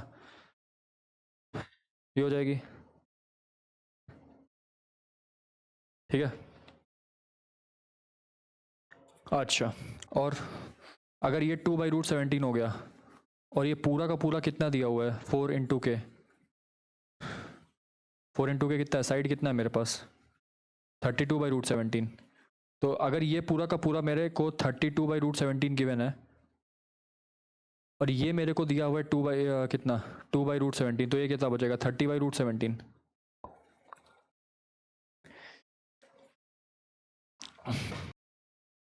तो ये कितना हो जाएगा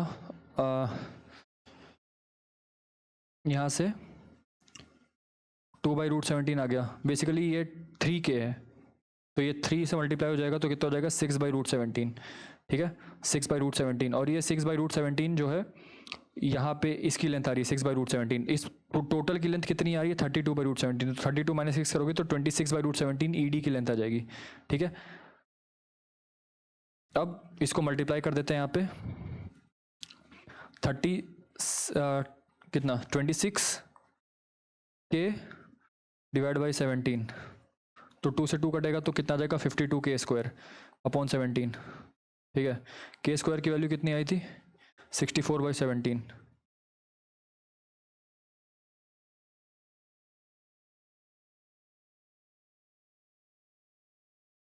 ठीक है। एक काम करते हैं, इस क्वेश्चन को रफ में करते हैं ताकि आपको अच्छे से समझ में आ पाए। देखिए मेरे पास एक स्क्वायर दे रखा है, ठीक है, एक स्क्वायर मेरे पास दे रखा है ऐसे। अब इस स्क्वायर में एक ट्राइंगल ऐसे ड्रॉ किया है, ठीक है, यहाँ पे ऐसे और यहाँ पे ऐसे, ठीक है, ये एंगल है बीटा, ये दे रखा है 10, ये दे रखा है 6 और ये दे रखा है 8, ये एंगल दे रखा है अल्फ़ा। तो ये वाला एंगल 90 है, ये वाला एंगल भी 90 है, तो एंगल कितना हो जाएगा 90 माइनस अल्फ़ा, और ये कितना हो जाएगा अल्फ़ा, ठीक है। तो यहाँ से मैंने बोला कि अल्फ़ा और बीटा की वैल्यू यहाँ से 19 आ गई, अल्फ़ा प्लस बीटा की वैल्यू 90 डिग्री आ जाएगी। अच्छा, मेरे को अभी अभी मैंने निकाला कि इसका जो रेशियो आया था वो कितना आया था, आपके पास ये कितना आया था टोटल 3K, और ये कितना आया था K, है ना। तो आपको पता है कि एरिया कितना आया था मेरे पास, जो 16K स्क्वायर आया था, 16K स्क्वायर की वैल्यू आई थी 1024/17, तो 16 से अगर काटोगे इसको तो 64, तो K स्क्वायर की वैल्यू आई थी 64/17, ठीक है। तो K की वैल्यू कितनी आई थी 8/√17, 8/√17 आई थी। अच्छा, अभी tan alpha plus tan beta तो बोल दिया, हमको ट्राइंगल CDE का एरिया पूछा था, ठीक है, ट्राइंगल CDE का एरिया पूछा था, ये इसका एरिया पूछा था। तो ये कितना है टोटल 4K, और ये कितना है।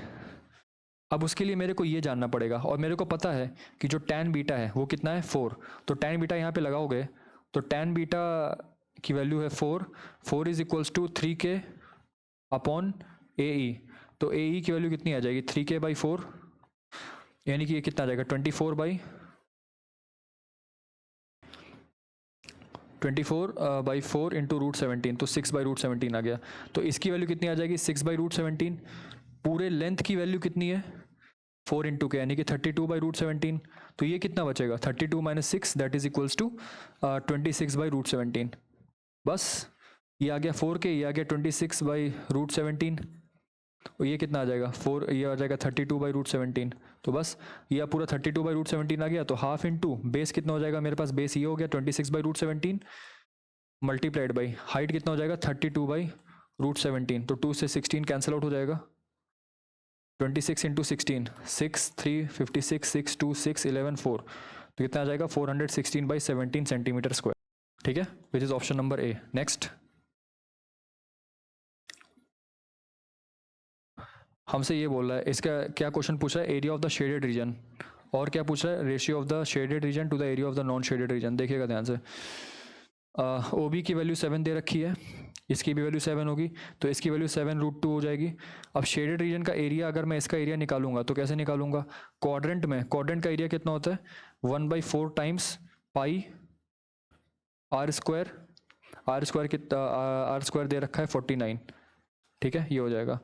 अच्छा, माइनस करूंगा इस क्वाड्रेंट में से, मैं किसका एरिया माइनस कर दूंगा, इस ट्राइंगल का एरिया माइनस करूंगा, इस पूरे क्वाड्रेंट में OBA क्वाड्रेंट में अगर मैं इस ट्राइंगल का एरिया माइनस कर दूँ, मेरे पास इस सेगमेंट का एरिया आ जाएगा, एरिया कितना हो जाएगा इसका हाफ इंटू 49/2, ठीक है।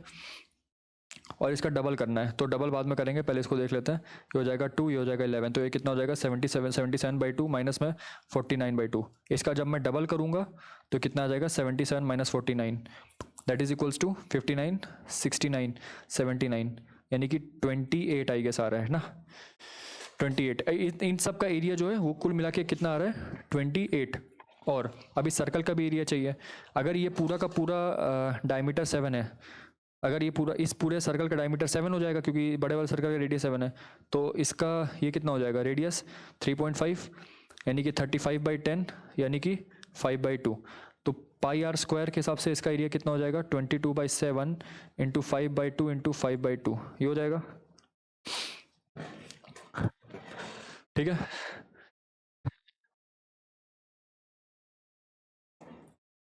सॉरी 5 7 है ना, तो 7 हो जाएगा, 7 7 7 7 से 7 कैंसिल आउट हो जाएगा, तो 4 1 154 डिवाइड बाई 4, ठीक है, 154 डिवाइड बाई 4 कितना हो जाएगा 2 2 ज़ा 4 और 2 7 ज़ा 14 77/2 में जब करोगे तो 2 करोगे बाई कितना आ जाएगा 2 3 ज़ा 6 117 38.5। अब 38.5 इसमें ऐड कर दो, ये इस पूरे का एरिया कितना था 28 और इस पूरे सर्कल का एरिया कितना 38.5, तो कितना हो जाएगा 0.561 66.5, ठीक है, 66.5 square centimetre. Now what is the ratio of the area of the shaded region to the area of the unshaded region. अब 66.5 कितना आ जाएगा शेडेड रीजन का एरिया, ये कितना आ जाएगा शेडेड रीजन का एरिया, और अनशेडेड रीजन का एरिया कितना हो जाएगा इस पूरे सर्कल में से, यानी कि पाई इंटू 7 का स्क्वायर, यानी कि 49 पाई में से घटा दो इन सबको। 49 इंटू 22/7 यानी कि 22 इंटू 7 जो है पूरा एरिया हो जाएगा। तो इस पूरे एरिया में से इस वाले एरिया को घटा दो, तो अपॉन 22 इंटू 7 माइनस 66.5, तो 66.5 upon 154 minus 66.5 that is equals to 66.5 upon ये कितना हो जाएगा 5 3 13 6 7 14 8 87.5 आई गेस, देख लेते हैं 87.5 और 66.5 0 1 4 9 15 तो 154 आ गया। बस अब इन दोनों का एरिया निकालना है, कितना हो जाएगा 665 अपॉन 875, ठीक है। सो कैंसिल आउट करते हैं, 25 से कटेगा तो 25 3 जा 75 125 5 30 एक मिनट 25 3 जा 75 और ये कितना आ जाएगा 125 5 से काटते हैं इसको, ठीक है। 5 से काटेंगे तो कितना आएगा 5 1 5 37 5 7 35 5 25 और 5 से इसको काटेंगे तो 5 1 5 116 5 3 15 115 तो 133 डिवाइड बाई 175। तो अगर इसको किससे फाइनल इसको किससे काटें 7 से अगर देखूँ तो 7 2 14 7 5 35 7 7 2 7 1 7 63 79 तो 19/25 जो है फाइनल आंसर आ जाएगा इसका। Next question number 81, let two parallel line segments P Q is equal to 5। देखिए वही हाइट्स एंड डिस्टेंसेस वाला सवाल है। पी क्यू की वैल्यू 5 है, आर एस की वैल्यू 3 है, be perpendicular to a horizontal line AB as shown in the figure given below. The point of intersection of PS and QR is M and MN is perpendicular to QS. MN जो है perpendicular to QS है। बस हमसे क्या पूछ रहा है question में कि what is the length of MN, length of MN पूछ रहा है। उसके लिए हम क्या करेंगे, यहाँ पे हम कोऑर्डिनेट सिस्टम ले लेंगे। क्या, इसको मैंने बोला 0,0, इसको मैंने बोला कोई डिस्टेंस है D, सपोज कोई डिस्टेंस है D, ये हो जाएगा D,0, ये क्या हो जाएगा D,3 और ये हो जाएगा क्या 0,5, 0,5 हो जाएगा, ठीक है। अब मैं यहाँ पे PS का इक्वेशन लिखूंगा। PS का इक्वेशन क्या हो जाएगा y minus y1 is equals to y2 minus y1 upon x2 minus x1 into x minus x1, ये हो जाएगा। तो minus yd is equals to 5x, ये हो जाएगा। दूसरा ये वाली इक्वेशन क्या हो जाएगी, y is equals to 3/d into x, तो 3x की वैल्यू हो जाएगी yd। तो मेरे को क्या चाहिए, x को मैं यहाँ से yd/3 रख सकता हूँ, किस में, इसमें रख दो yd/3, तो minus yd is equals to 5yd/3, है ना। सॉरी ये x माइनस डी होगा, यहाँ पे x माइनस डी होगा, तो minus Y D is equals to 5x minus 5d हो जाएगा। सब्स्टिट्यूट करो यहाँ पे, तो minus Y D is equals to 5y/d/3 minus 5d। तो d से वैसे तुमको d ही चाहिए, या चलो d से d कैंसिल आउट करो, तो माइनस y की वैल्यू कितनी हो जाएगी, 5 को यहाँ लोगे तो 5y/3 माइनस y, तो ये कितना हो जाएगा 2y/3 इज इक्वल्स टू 5।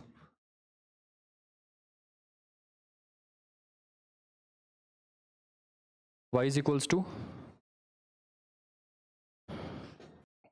अच्छा एक मिनट, यहाँ पे कहीं मिस्टेक हुई है, इसको हम फिर से दोबारा सॉल्व कर लेते हैं। यहाँ पे अगर यदि देखा जाए तो जो PS की इक्वेशन है वो क्या हो जाएगी, y minus 0 is equals to 5 upon minus d into x minus d, ये हो जाएगा। तो यहाँ से कितना आ रहा है, minus Y D is equals to 5x minus 5d। एक इक्वेशन ये आ गई मेरे पास, ठीक है। दूसरी इक्वेशन मेरे पास क्या आ रही है, यहाँ से y is equals to 3/d into x, ठीक है। तो y की वैल्यू कितनी आ जाएगी, या x की वैल्यू कितनी हो जाएगी, dy अपॉन 3। x की वैल्यू को आप पुट करोगे तो minus Y D is equals to 5dy/3 minus 5d, d से d कैंसिल आउट हो जाएगा, minus y is equals to 5y/3 minus 5 को यहाँ लाओगे तो 5y प्लस y/3 कितना हो जाएगा 8y/3, तो y की वैल्यू कितनी हो जाएगी 15/8। यानी कि इन दोनों लाइन्स का जो इंटरसेक्शन है वो कितना आ रहा है 5d/8 यानी कि 15/8 आ रहा है, जो कि वाई कोऑर्डिनेट है इसका, यानी कि इसकी लेंथ, ठीक है। तो इसका आंसर हो जाएगा 15/8 centimetre. What is the ratio of the area of the quadrilateral PQNM and the area of the quadrilateral RSNM? तो PQNM जो है आपका एक ट्रेपीजियम है, और RSNM भी आपका एक क्या है, ट्रेपीजियम। क्या है आपका, एक ट्रेपीजियम है, ठीक है। तो अगर ये 15/8 आ गया तो D की वैल्यू कितनी आ रही है यहाँ से, Y की वैल्यू आपके पास 15 वो आ गई, Y की वैल्यू कितनी आ गई आपके पास 15/8, तो X की वैल्यू कितनी हो जाएगी 15/8 इंटू D/3, 3 5 तो 5D/8 आ रही है X की वैल्यू। तो D की वैल्यू कितनी है, ठीक है कोई दिक्कत नहीं, हमें उसकी निकाले भी नहीं। तो X की वैल्यू बस हमारे पास 5D/8 आ रही है, यानी कि जो ये वाली लेंथ है, ये वाली, यानी कि दो ट्रेपीजियम की हाइट 5D/8, ये कितना हो जाएगा 3D/8, ठीक है। तो बस हमको इन दोनों कोऑर्डिलेटरल का एरिया निकालना है। तो कितना हो जाएगा, हाफ इंटू 5 + 15/8। कहने का मतलब है कि ये वाली जो डिस्टेंस निकली वो 5 है, और ये वाली डिस्टेंस निकली वो 15/8 है, ये वाली डिस्टेंस 5D/8 है, ये वाली डिस्टेंस 3D/8 है, और ये वाली जो डिस्टेंस आपके पास आई है वो कितनी है 3, ठीक है। बस ये आपके पास ट्रेपीजियम बन जाएगा ऐसे, ये ट्रेपीजियम ऐसे बना। तो बस हमको इन दोनों का एरिया निकालना है, that is half into sum of parallel sides, यानी कि 5 + 15/8 into distance between them is 5D/8 upon में इस वाले कोऑर्डिनेटर का एरिया कितना हो जाएगा, half into sum of parallel sides, that is 15/8 + 3 into distance between them is 3D/8। Half से हाफ कैंसिल आउट हो जाएगा, D से D, 8 से 8 कैंसिल आउट हो जाएगा, 40 that is 55 divide by 8 into 5 upon में 15 + 24 इज 39 डिवाइड बाई 8 इंटू 3, 8 से 8 cancel out हो जाएगा, ये कितना हो जाएगा 55 इंटू 5 कितना हो जाएगा 275 अपॉन में 39 इंटू 3 हो जाएगा 117, यानी कि 275 डिवाइड बाई 117 जो है इसका आंसर हो जाएगा। नेक्स्ट पे आते हैं, पाई चार्ट का क्वेश्चन है। इस वाले पाई चार्ट में आपको दे रखा है, पाई चार्ट 1 में दे रखा है कि people migrating to Delhi from Indian states PQR are 3 different states and S is the combined group, यानी कि PQR हमारे पास 3 स्टेट्स हैं और एस में है बाकी अदर स्टेट्स। तो इन स्टेट्स में से इतने % लोग जो है माइग्रेट कर रहे हैं टुवर्ड्स दिल्ली।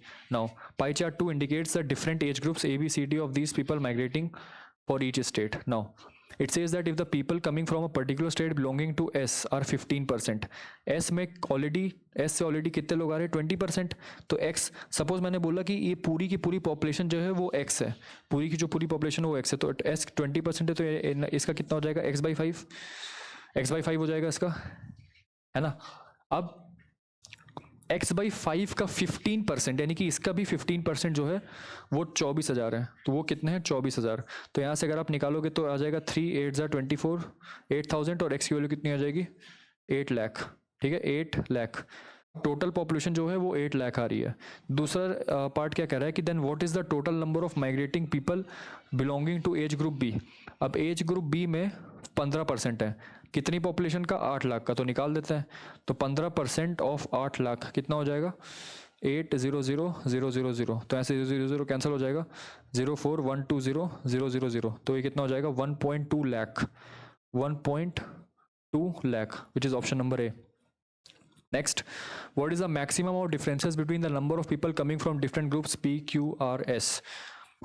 तो PQRS में से मैक्सिमम डिफरेंस निकाला, तो P में कितने लोग आ जाएंगे 40% ऑफ 8 लाख, P का कितना है 40% ऑफ 8 लाख, Q का कितना है 30% ऑफ 8 लाख, R का कितना है 10% ऑफ 8 लाख, और S का कितना है 20% ऑफ 20% ऑफ 8 लाख। तो बस मिनिमम इसका आ जाएगा, मैक्सिमम इसका आ जाएगा, तो दोनों को सब्ट्रैक्ट करना है। बस ये कितना आ जाएगा 40% ऑफ 8 लाख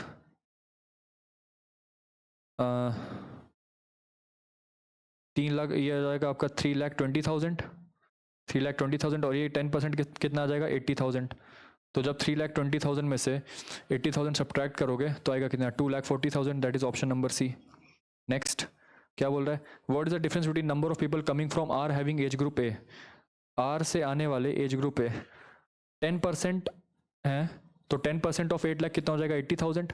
अब उन 80,000 में से एज ग्रुप ए कितने की है, एज ग्रुप ए 50% की, तो यानी कि 40,000 लोग यहाँ से आ रहे हैं, यहाँ से कितने लोग आ रहे हैं, R having age group A is 40,000, ठीक है। No those coming from Q having age group D, those coming from Q 30% हो जाएगा किसका, 30% 8 लाख का कितना हो जाएगा 2,40,000, ठीक है, 2,40,000 हो जाएगा। अब 2,40,000 में से डी कितने आ रहे हैं 20%, तो 2,40,000 का डिवाइड बाई 5 करोगे तो कितना आ जाएगा 28,000, ठीक है। तो ये 28,000 है और ये 40 sorry belonging to age group D है ना, डी का 20% है, सॉरी ये 28,000 नहीं, 5 4 20 48,000 के आसपास आएगा, ठीक है। तो ये आपका 48,000 आ गया, ये आपका 40,000 आ गया, तो डिफरेंस कितना हो जाएगा 8,000 का, ठीक है। Next consider two identical rectangles A B C D and B E D F, ठीक है। ये हमको बोल रहा है कि as shown in the figure let A B is equals to 1, यानी ए बी की वैल्यू 1 है और बी सी की वैल्यू कितनी दे रखी है, इसकी पूरे की वैल्यू है 2, इस पूरे की वैल्यू है 2। अच्छा हमसे क्या क्वेश्चन में बोला है, क्वेश्चन में बोला है area of the overlapping region, तो area of the overlapping region निकालना है, तो कैसे निकालेंगे, अब ध्यान से देखिएगा। अगर मैं इसको बोलता हूँ x, अगर मैंने इसको बोला x, तो ये डिस्टेंस कितनी हो जाएगी 2 - x, ये वाली, ये जो डिस्टेंस है ये डिस्टेंस कितनी हो जाएगी 2 - x हो जाएगी। और अगर ये x है, ये भी तो 1 है, ये भी x है, ये x है, तो ये भी x है, ये 1 है, तो ये वाली डिस्टेंस कितनी हो जाएगी फिर से।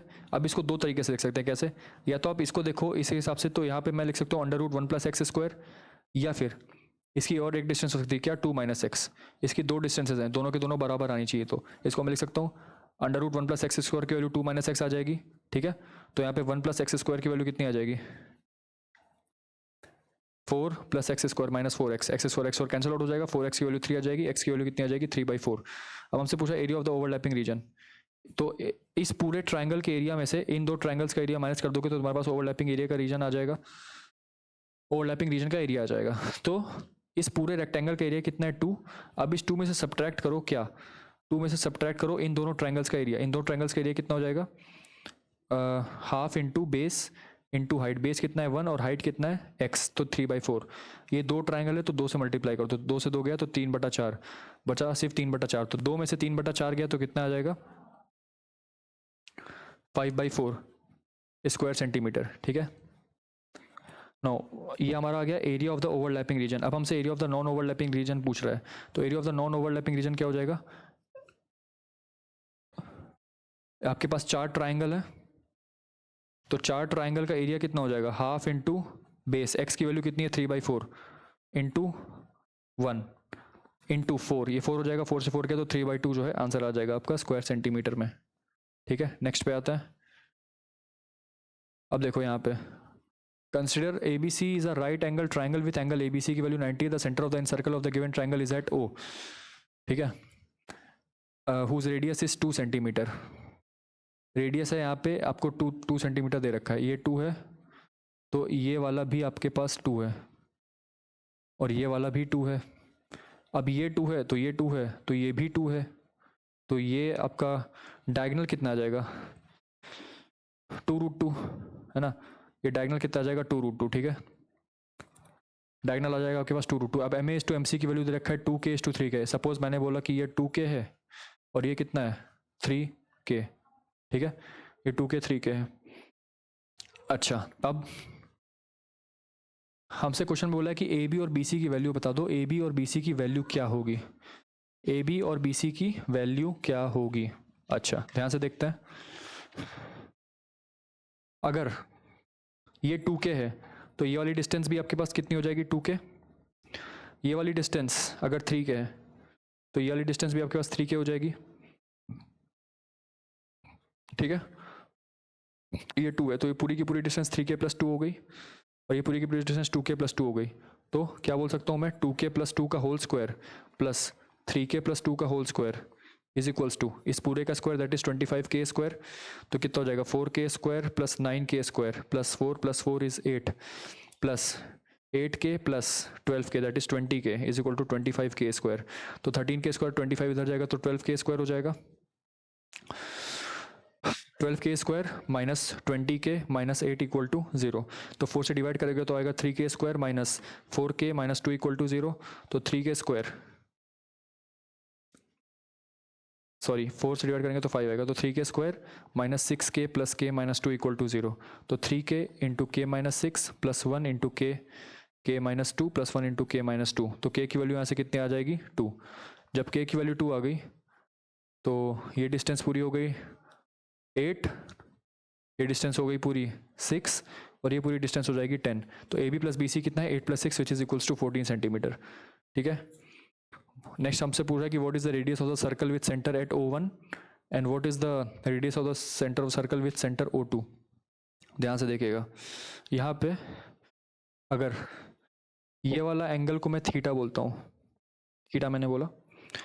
अच्छा, इस वाले ट्राइंगल में यदि आप देखो, इस वाले ट्राइंगल में यदि आप देखो तो ये 2 है और ये कितना है 6। ये पूरा 6 है और ये पूरा है 4। ठीक है, ये पूरा 6 है और ये पूरा है 4। तो ये 6 है, ये 2 है। तो ये डिस्टेंस कितनी आ जाएगी, डिस्टेंस CO, ये वाली डिस्टेंस कितनी आ जाएगी C into O, under root 6 square plus 2 square यानी अंडर रूट 40 यानी कि 4 टू 10 यानी कि 2 रूट 10। तो ये डिस्टेंस कितनी आ जाएगी आपके पास 2 रूट 10। अच्छा, अब साइन थीटा यहाँ पे लगाओगे, अगर ये दोनों के दोनों सिमिलर ट्रायंगल्स तो साइन थीटा लगा दो तो परपेंडिकुलर यानी कि इस सर्कल का रेडियस आपके पास आ जाएगा R1। ठीक है, तो यहाँ से यदि मैं साइन थीटा लगाऊँ यहाँ पे तो कितना हो जाएगा R1 अपॉन ये कितना हो जाएगा हाइपोटेन्यूस। हाइपोटेन्यूस कितना है, ये हाइपोटेन्यूस है टोटल। अब ये डिस्टेंस कितनी है, तो इसका सेंटर 2 है और इसका रेडियस R1 है। तो ये कितना हो जाएगा 2 रूट 10 माइनस ऑफ इस पूरे की लेंथ 2 रूट 10 है तो सिर्फ इसकी लेंथ कितनी होगी -2 प्लस R, -2 प्लस R ये हो जाएगी। और ये वाला दैट इज इक्वल्स टू बड़े वाले एंगल कितना हो जाएगा, ये परपेंडिकुलर 2 अपॉन में 2 रूट 10 ये हो जाएगा। ठीक है, बस इसको सॉल्व करना है यहाँ से। तो कितना हो जाएगा 2 root 10 R is equals to 4 root 10 minus 4 minus 2 R ये हो जाएगा। अब 2 से काटेंगे सबको तो रूट 10 R की वैल्यू यहाँ से कितनी आ जाएगी 2 रूट 10 है ना, -2 माइनस R की वैल्यू कितनी हो जाएगी root 10 plus 1 is equals to 2 root 10 minus 1। तो R की वैल्यू कितनी हो जाएगी यहाँ से 2 root 10 minus 1 upon root 10 plus 1। करेंगे स्क्वायर इसका तो कितना आ जाएगा, ये आ जाएगा 9 और ये आ जाएगा कितना 11 माइनस 2 रूट 10।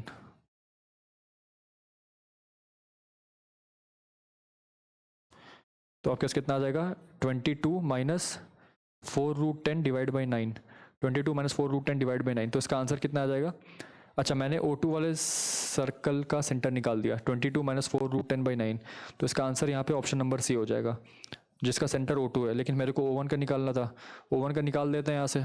O1 का भी वही उसी सेम मेथड से निकाल लेंगे। कैसे, ध्यान से देखिएगा, इसकी लेंथ कितनी हो जाएगी, इसकी लेंथ हो जाएगी आपके पास under root 4 square plus 2 square यानी कि 16 प्लस 4 20 यानी कि 2 रूट 5।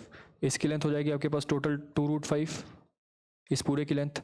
अब यहाँ से लेकर यहाँ तक की लेंथ कितनी दी हुई है, अगर मैं इसको बोलता हूँ R तो ये आपके पास हो जाएगी R प्लस 2। तो बची हुई लेंथ कितनी हो जाएगी R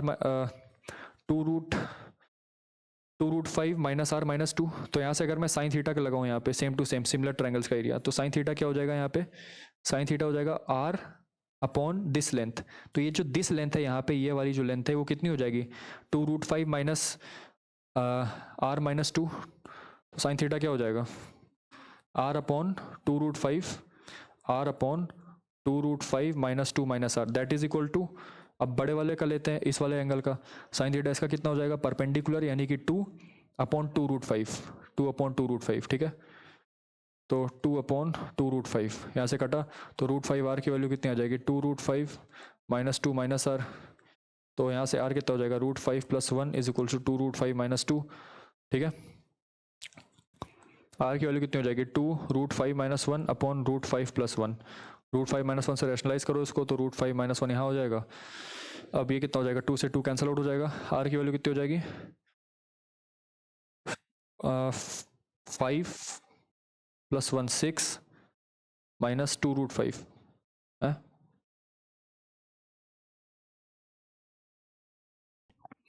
अरे नीचे डिवाइड बाई 2 भी तो होगा, यहाँ पे डिवाइड बाई 2 भी हो जाएगा, तो कितना हो जाएगा 3 माइनस में √5, तो 3 - √5 जो है इसका रेडियस आ गया, ठीक है।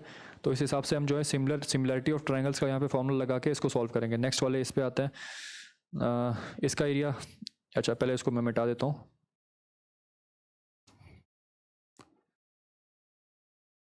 यहाँ पे एक्चुअली हमको दे रखा है कि consider 2 identical semi circles and 1 circle inscribed in rectangle of length 10 as shown in the figure given below.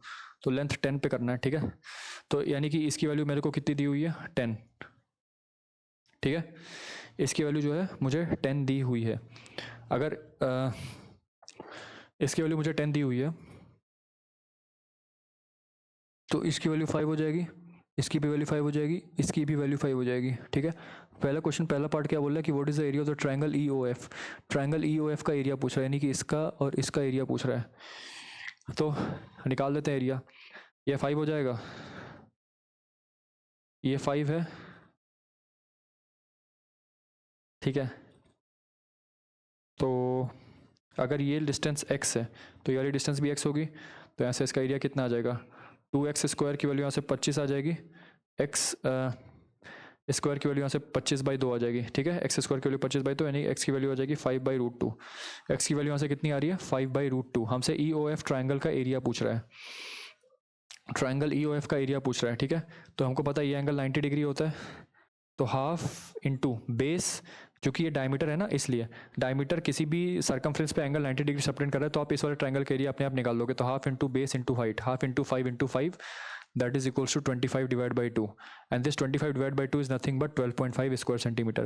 अब हमसे area of the trapezium AEFB पूछ रहा है, तो area of the trapezium AEFB कितना हो जाएगा, half into sum of parallel sides, half into sum of parallel sides कितना हो जाएगा, ये x मेरे पास आया था 5√2 और ये 5√2 को मैं 2 से मल्टीप्लाई करूंगा तो कितना आ जाएगा 5√2, half into sum of parallel sides यानी कि 5√2 प्लस ये कितना है 10 इंटू डिस्टेंस बिटवीन देम कितना हो जाएगा, इंटू डिस्टेंस बिटवीन देम हो जाएगा, ये अगर ये x है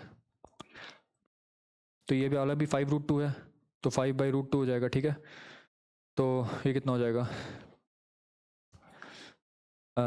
इसको सॉल्व करेंगे तो कितना आएगा, 5/2√2 इंटू 5√2 की वैल्यू कितनी होती है 1.41 मल्टीप्लाइड बाई 5 02 7.05 प्लस 17 तो 17.05 इंटू 5 करेंगे तो 5 5 25 2 5 3 85.25 डिवाइड बाई 2 इंटू 1.41, 2 से 2 कट जाएगा तो 2 4 जा रहा है, 2 2 4 1 12 2 6 12 2 2 4 1 10 2 5 10 42.625 डिवाइड बाई 1.41। तो उसको डिवाइड करता है कितना आ जाएगा 4262 डिवाइड बाई 141, इसको जब आप कैंसिल करोगे तो आपके पास आएगा 3 423 तो डिवाइड बाई 30 यानी कि अप्रॉक्स में 30 पॉइंट समथिंग कुछ आएगा, ठीक है। 30.23 के अप्रॉक्स आएगा। तो अगर अप्रॉक्सीमेट एरिया देखा जाए तो इसका आंसर हो जाएगा option number A, area of the shaded reason पूछ रहा है। तो अगर area of the shaded reason मैं बताऊं तो आप कैसे निकालोगे, ये वाला जो क्वाड्रेंट है, अगर मैं इसकी बात करूँ ये वाला, ये जो आपका ये क्या बोल सकते हैं क्वाड्रेंट तो नहीं बोलेंगे, इसको बोलेंगे हम क्या सेक्टर। ये इस सेक्टर में से अगर मैं इस वाले ट्रायंगल का एरिया माइनस कर दूं, इस वाले ट्रायंगल का एरिया माइनस कर दूं तो आ जाएगा मेरे पास ये वाला एरिया, और मैं उसी का डबल कर दूंगा तो मेरे पास ये वाला एरिया आ जाएगा, ठीक है। तो इस सेक्टर का एरिया कितना हो जाएगा, सेक्टर का एरिया कितना हो जाएगा, ऐसे half r square theta, half r square theta, तो हाफ है, r स्क्वायर कितना है, r स्क्वायर है मेरे पास 25 स्क्वायर, और थीटा कितना है, थीटा यदि देखा जाए तो थीटा है π/2, ठीक है। यहाँ से लेकर यहाँ तक जो एंगल सबटेंड हो रहा है वो कितना है 90 डिग्री है, तो π/2 हो जाएगा, π/2, ठीक है। तो कितना हो जाएगा 25 π/4, इस 25 π/4 में से माइनस कर दो इस ट्राइंगल का एरिया, ट्राइंगल का एरिया कितना है 12.5, ठीक है। तो 25 इंटू पाई बाई 4 हो जाएगा 25 इंटू 3.14 डिवाइड बाई 4 माइनस 12.5 ये हो जाएगा। तो कितना हो जाएगा, इसको सब्ट्रैक्ट करो। 25 इंटू 3 पॉइंट, पहले इसको मल्टीप्लाई कर लेते कहते हैं 25 0 2 7 15 8 2 6 0 5 1 8 7 78.50 78.50 को मैं 4 से डिवाइड करूँगा तो कितना आ जाएगा, 4 1 ज़ा 4 38 4 9 ज़ा 36 25 4 6 ज़ा 24 110 4 2 जाए 25 तो कितना आ रहा है 19.625 19.625 को मैं 12.5 से माइनस करूँगा तो कितना आएगा 5217.125 बट द थिंग इज़ कि यहाँ पे आपको 2 से मल्टीप्लाई करना है। वाई? बिकॉज हमने सिर्फ एक का एरिया निकाला, हमने सिर्फ इसका एरिया निकाला, इस वाले का। हमको इसका डबल करना है बिकॉज इस सिमेट्रिक है। तो 7.125 जो मेरे पास आया यहाँ पे, इसको 2 से मल्टीप्लाई कर देंगे तो 0152 14.25 स्क्वायर सेंटीमीटर जो है मेरा फाइनल आंसर आ जाएगा, which is option number B. ठीक है, नेक्स्ट वाले पे आते हैं। क्या बोल रहा है question number 94। Consider a circle of area 9 pi square unit and an equilateral triangle of this particular area. हमसे क्वेश्चन में ये बोल रहा है कि क्या निकालना है इसका, what is the length of the side of the triangle, यानी कि length of the side of the triangle ABC निकालना है। ये तो सिंपल है, देखिए कैसे निकलेगा। 9 पाई स्क्वायर यूनिट है तो यहाँ से रेडियस कितना आ जाएगा 3, रेडियस आ जाएगा 3, यानी कि इस सर्कल का रेडियस 3 आ जाएगा, है ना। इसका यहाँ से 3 आ जाएगा और यहाँ से भी इसका 3 आ जाएगा। ठीक है, ये रेडियस मेरे पास 3 आ रहा है। हमसे ट्राइंगल का साइड पूछ रहा है। ठीक है, ट्राइंगल का साइड पूछ रहा है।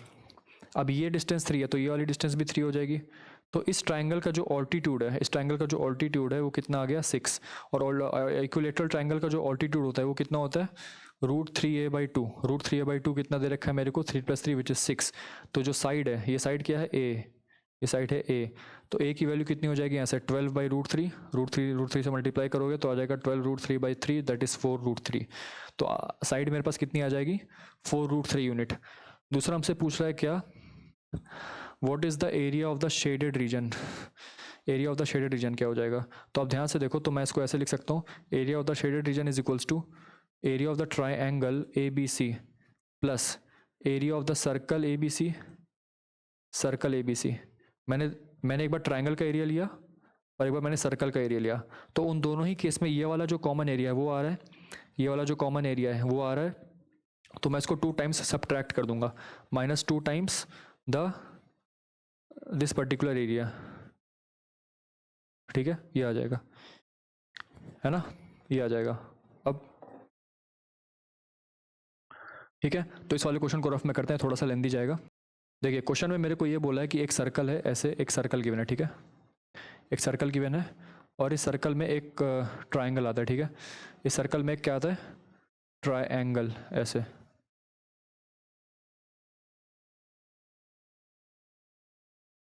ठीक है, सर्कल में ऐसा आता है एक ट्राइंगल। अब हमसे इस वाले एरिया का रीजन पूछ रहा है, ऐसे ये। ठीक है, ये इस वाले एरिया का रीजन पूछ रहा है। अभी यहाँ से देखा जाए तो ये देखा जाए ये, और ये देखा जाए ये, तो मैं क्या करूँगा, area of the circle, circle का एरिया, ट्राइंगल का एरिया, और जब मैं इन दोनों को ले लूँगा तो ये जो कॉमन पोर्शन आ रहा है, ये वाला जो पोर्शन है जहाँ पे अनशेडेड है, वो कॉमन पोर्शन है, वो 2 बार आ रहा है, तो उसको दोनों टाइम सब्ट्रैक्ट कर दूंगा, 2 टाइम्स कॉमन एरिया। तो मुझे इन तीनों का एरिया निकालना है। सर्कल का एरिया ऑलरेडी दिया हुआ है कितना, 9 पाई स्क्वायर। ट्राइंगल का एरिया कितना दिया हुआ है, ट्राइंगल का एरिया कितना दिया हुआ है, ट्राइंगल का एरिया का साइड हमने निकाला था कितना 4√3, तो एरिया कितना हो जाएगा √3/4 इंटू साइड स्क्वायर, यानी कि 16 इंटू 3 यानी कि 4, यानी कि 12√3। 12√3 जो है इसका एरिया हो जाएगा। सर्कल का एरिया हो गया, ट्राइंगल का एरिया हो गया। अब हमको कॉमन सेक्शन का अब हमको इस कॉमन पोर्शन का एरिया निकालना है। ठीक है, अब कॉमन पोर्शन का एरिया निकालने के लिए मेरे को पता है कि ये वाला एंगल 30 डिग्री है ना, ये वाला एंगल भी 30 डिग्री है, तो ये कितना हो जाएगा 120 डिग्री, है ना, ये 120 डिग्री हो जाएगा, ये भी 120 डिग्री हो जाएगा और ये भी 120 डिग्री हो जाएगा। तो अगर मैं इस वाले ट्राइंगल, सपोज मैंने इसको बोला ए, मैंने इसको बोला बी, इसको मैंने बोला सी, इसको मैंने बोला ओ, इसको मैंने बोला पी, तो ट्राइंगल ए बी ओ का एरिया कितना हो जाएगा, यानी कि इस वाले ट्राइंगल का area that is equals to half A into B into sine C, यानी कि साइन 120। सिमिलरली इस वाले ट्राइंगल का एरिया भी उतना ही हो जाएगा, इस वाले ट्राइंगल का एरिया भी, तो इसको 2 से मल्टीप्लाई कर देते हैं, डायरेक्टली एरिया निकल आएगा। प्लस अब इस वाले सेक्टर का एरिया कितना हो जाएगा, that is equals to half into R square, R कितना है 3, यानी कि 9 इंटू थीटा, थीटा कितना है 120 पाई बाई 180, ये हो जाएगा। ठीक है, नेक्स्ट साइन 120 कितना हो जाएगा, sine 90 into 1 plus 30 that is cos 30 that is sine 60, यानी कि √3/2, तो √3/2 कितना हो जाएगा 9√3, है ना। Sine 90 into 1, sine 90 into 1 plus 30 इस कॉस 30, ठीक है, वो कॉस 30 होता है। तो कॉस 30 क्या होता है, साइन 60 होता है √3/2, है ना, √3/2, तो 9√3/2 ये हो जाएगा। प्लस ये कितना हो जाएगा 2/3 पाई, 2 से 2 कट जाएगा, 3 से 3 कट जाएगा, तो 3 पाई आ जाएगा, है ना। 2/3, 3 और 2 तो 3 पाई आ जाएगा। ये पूरा आ जाएगा मेरा कॉमन जो आपका ये वाला है इसका एरिया, ठीक है, यानी कि इसका एरिया कितना आ रहा है, यहाँ पे लिख देता हूँ 9√3/2 प्लस 3 पाई, और बाहर क्या है 2 से मल्टीप्लाइड है, तो उसका ध्यान रखिएगा, that is equals to minus में आ जाएगा आपके पास 9√3 प्लस 6 पाई, और बाहर क्या है आपके पास 9 pi square, sorry 9 pi not 9 pi square, 9 पाई, और प्लस में बाहर क्या है 12√3, माइनस आपके पास आ जाएगा 9√3 माइनस 6 पाई, तो 9 पाई माइनस 6 पाई कितना हो जाएगा 3 पाई, और प्लस में ये कितना हो जाएगा 3√3, तो जब मैं ऐसे 3 कॉमन लूँगा तो पाई प्लस √3 जो है मेरा आंसर आ जाएगा 3 इंटू पाई प्लस √3, ठीक है। तो अब ध्यान से देखो, तो ये क्या है, यहाँ पे कोई भी ऑप्शन जो है मैच नहीं कर रहा है। एक ये है जो कि पाई प्लस 2√3 है, बट हमारा आंसर कितना आया था 3 into pi plus √3, 3 into pi plus √3, तो हमारा आंसर यहाँ पे कोई मैच कर रहा है, that's why this question was dropped. तो हमारा क्वेश्चन जो है पूरा का पूरा ड्रॉप ही कर दिया गया था, ठीक है, क्वेश्चन वॉज ड्रॉप्ड। नेक्स्ट पे आता है, Two circles with centers at O1 and O2 touching each others are placed inside a rectangle of side 9 cm and 8 cm as shown, ठीक है। ये हमको दे रखा है कितना 9 सेंटीमीटर, और ये हमको दे रखा है कितना 8 सेंटीमीटर, ठीक है, 8 centimetre. Sum of the areas of the two circles, तो देखो बड़े वाले सर्कल का तो रेडियस 4 हो गया, ये तो हमको पता चल गया, ठीक है।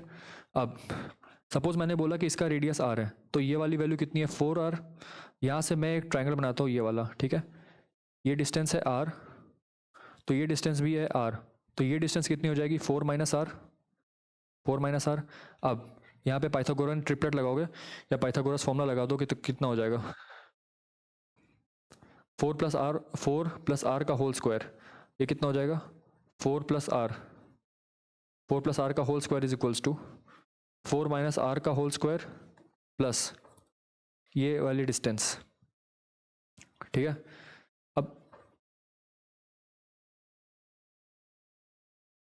अब ये वाली जो भी डिस्टेंस है इसको कुछ भी बोल देते हैं, सपोज ये पॉइंट है टी, तो TO2, तो TO2 हो जाएगा, तो कितना हो जाएगा 16 plus R square plus 8r minus 16 minus R square plus 8r is equal to T times O2 का अंडर रूट हो जाएगा, तो अंडर ये कट जाएगा यहाँ से, ये भी कट जाएगा यहाँ से, तो 16r हो जाएगा, यानी कि 4√r, यानी कि ये डिस्टेंस मेरे पास कितनी आ जाएगी 4√r आ जाएगी। अच्छा अब ध्यान से देखिएगा, ये डिस्टेंस मेरे पास आ गई 4√r ये वाली, और ये वाली r है, तो 4√r plus r total distance कितनी आ रही है, अगर ये वाली मेरी 4 है तो ये वाली डिस्टेंस कितनी आ जाएगी 5, ठीक है, ये डिस्टेंस कितनी आ जाएगी 5, तो यानी कि कहने का मतलब है कि 4√r प्लस r की वैल्यू 5 दे रखी है, 4√r प्लस r की वैल्यू कितनी दे रखी है 5, इसको उधर ले जाएंगे, इसको कितना आ जाएगा ये, अगर मैं यहाँ पे r की वैल्यू को 1 रखता हूँ तभी जाके तो इसको सेटिस्फाई करेगा।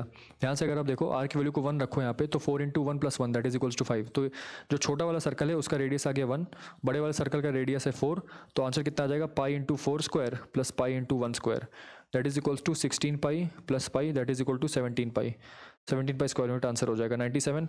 विच of the following is correct in respect of the angle theta, angle theta की वैल्यू कितनी होगी, ध्यान से देखो, तो ये डिस्टेंस हो जाएगी आपके पास कितनी 5, और ये डिस्टेंस कितनी हो जाएगी 3, तो यहाँ से अगर मैं और ये कितनी हो जाएगी 4, तो यहाँ से अगर मैं tan थीटा निकालूँ तो tan थीटा की वैल्यू आ रही है 4/3, 4/3 इज ग्रेटर देन 1 और 4/3 1 से बड़ी है, तो जाहिर सी बात है थीटा जो है वो मेरा 45 से बड़ा होगा, बिकॉज tan 45 1 होता है और tan थीटा का इंक्रीजिंग फंक्शन होता है, तो जैसे जैसे थीटा 1 से बड़ा जैसे जैसे थीटा बढ़ता जाएगा वैसे वैसे tan थीटा की वैल्यू भी बढ़ती जाएगी। तो थीटा की वैल्यू यदि 45 है तो tan थीटा 1 है, और थीटा की वैल्यू जैसे 45 से बड़ी हुई तो tan थीटा की वैल्यू भी 1 से बड़ी हो जाएगी। तो इसका आंसर क्या हो जाएगा 45 से 60 के बीच में। और द थिंग इसकी 60 से बड़ा क्यों नहीं, क्योंकि √3 tan 60 होता है √3 की वैल्यू होती है 1.732, और 1.732 जो है इससे तो कम ही है, 1.732 बेसिकली इससे ज़्यादा है। 4/3 की वैल्यू कितनी आती है 1.33 समथिंग, और √3 की वैल्यू 1.732, तो यानी कि अभी ये इससे कम है, तो 60 से कम ही रहेगी लेकिन 45 से ज़्यादा हो जाएगी, तो हमारा आंसर क्या हो जाएगा 45 से थीटा से 60 के बीच में। ठीक है, नेक्स्ट हमसे बोला कि what is the area of the shaded region. तो area of the shaded region निकालने के लिए हम शेडेड रीजन का जो एरिया है वो कैसे निकालेंगे, देखते हैं। देखिएगा ध्यान से, यहाँ पे शेडेड रीजन का एरिया निकालना है, तो अगर आप इसको एक चीज़ को ध्यान से देख पाओ अच्छे से, तो ये जो है आपका एक ट्रेपीजियम बन रहा है, ठीक है, ये आपका एक ट्रेपीजियम बन रहा है, ठीक है, ये वाला, ये, ठीक है।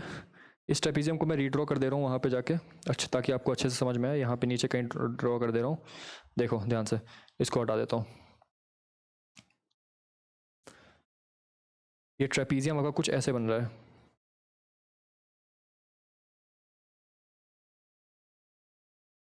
ठीक है, ये ट्रेपीजियम आपका ऐसे कुछ बन रहा है, और ये वैल्यू है आपकी 5, ठीक है, ये वैल्यू है आपकी 1, ये वाली वैल्यू आपकी है 4, और ये वाली वैल्यू है आपकी 3, ये दे रखा है ना, और ये एंगल दे रखा है थीटा।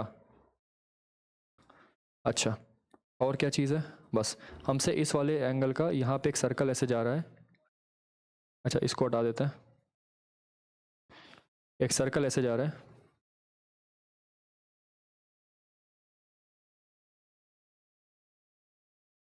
ऐसे, ठीक है, एक सर्कल ऐसे जा रहा है, और यहाँ पे एक सर्कल ऐसे घूम के आ रहा है, जो कि इसको ऐसे ऐसे टच करके हुए ऐसे जा रहा है, ठीक है। ये हमसे इस एरिया का रीजन पूछ रहा है, इस वाले एरिया का, ठीक है, तो कैसे निकालेंगे, इस ट्रेपीजियम में से इस वाले सेक्टर का एरिया और इस वाले सेक्टर का एरिया माइनस कर दो, इस वाले सेक्टर का एरिया और इस वाले सेक्टर का एरिया माइनस कर दो, तो ट्रेपीजियम का आंसर, ट्रेपीजियम का जो पहली बात तो हम ट्रेपीजियम का एरिया निकालते हैं, वो कितना हो जाएगा, half into sum of parallel sides, 3 + 1, basically 3 नहीं, ये 4 है, ये पूरा का पूरा डिस्टेंस 4 है, बेस से ले रहे हैं ना, तो बेस है, तो half into 4 + 1, 4 + 1 into distance between them कितनी है, इन दोनों के बीच की डिस्टेंस कितनी है 4, तो इंटू 4 हो जाएगा, तो कितना हो जाएगा 10, तो ट्रेपीजियम का एरिया तो 10 आ गया। दूसरा, हमको इस सेक्टर का एरिया निकालना है, हमको इस सेक्टर का एरिया निकालना है, तो इसका सेक्टर का एरिया कितना हो जाएगा, half r² theta, big sector, तो हाफ r² कितना है, इसका रेडियस कितना है इस बड़े वाले का 4, ठीक है, इसका 4 है, तो half into 4² into theta, theta जो है याद रखिएगा, हमेशा याद रखिएगा, जो आपको थीटा दिया है वो डिग्री में गिवन है, तो उसको रेडियन में कन्वर्ट करना है, तो थीटा को रेडियन में कन्वर्ट करने के इसको पाई से मल्टीप्लाई करके 180 से डिवाइड कर देते हैं, ठीक है। नाउ दिस इज, तो ये आपका कितना हो जाएगा 8 into pi into theta upon में 180, ये आ जाएगा, ठीक है।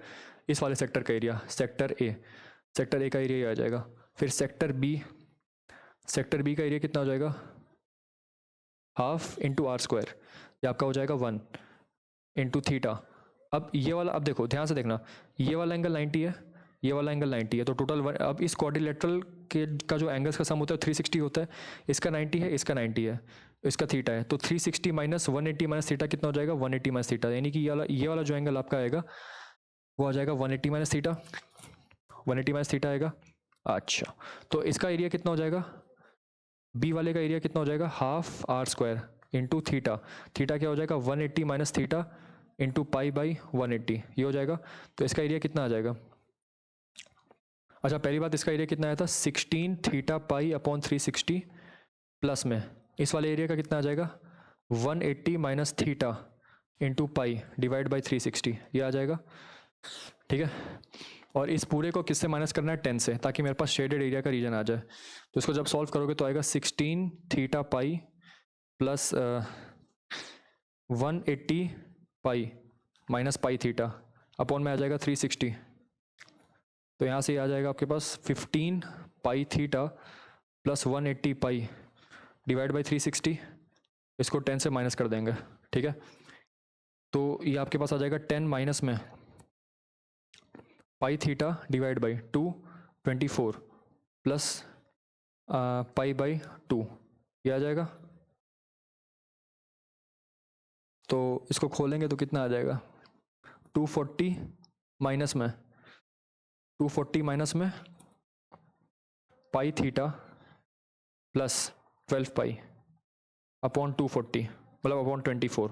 तो फाइनली जब मैं इसको खोलूंगा तो मेरे पास आंसर क्या आ जाएगा 240 minus 12 pi minus pi theta divide by 24, ये आ जाएगा मेरा area of the shaded reason, ठीक है। 240 minus 12 pi minus pi theta divide by 24। तो इसका आंसर लगा देते हैं। तो इसका आंसर कितना आ जाएगा 240 minus 12 pi minus pi theta divide by 24 unit, that is option number D, ठीक है।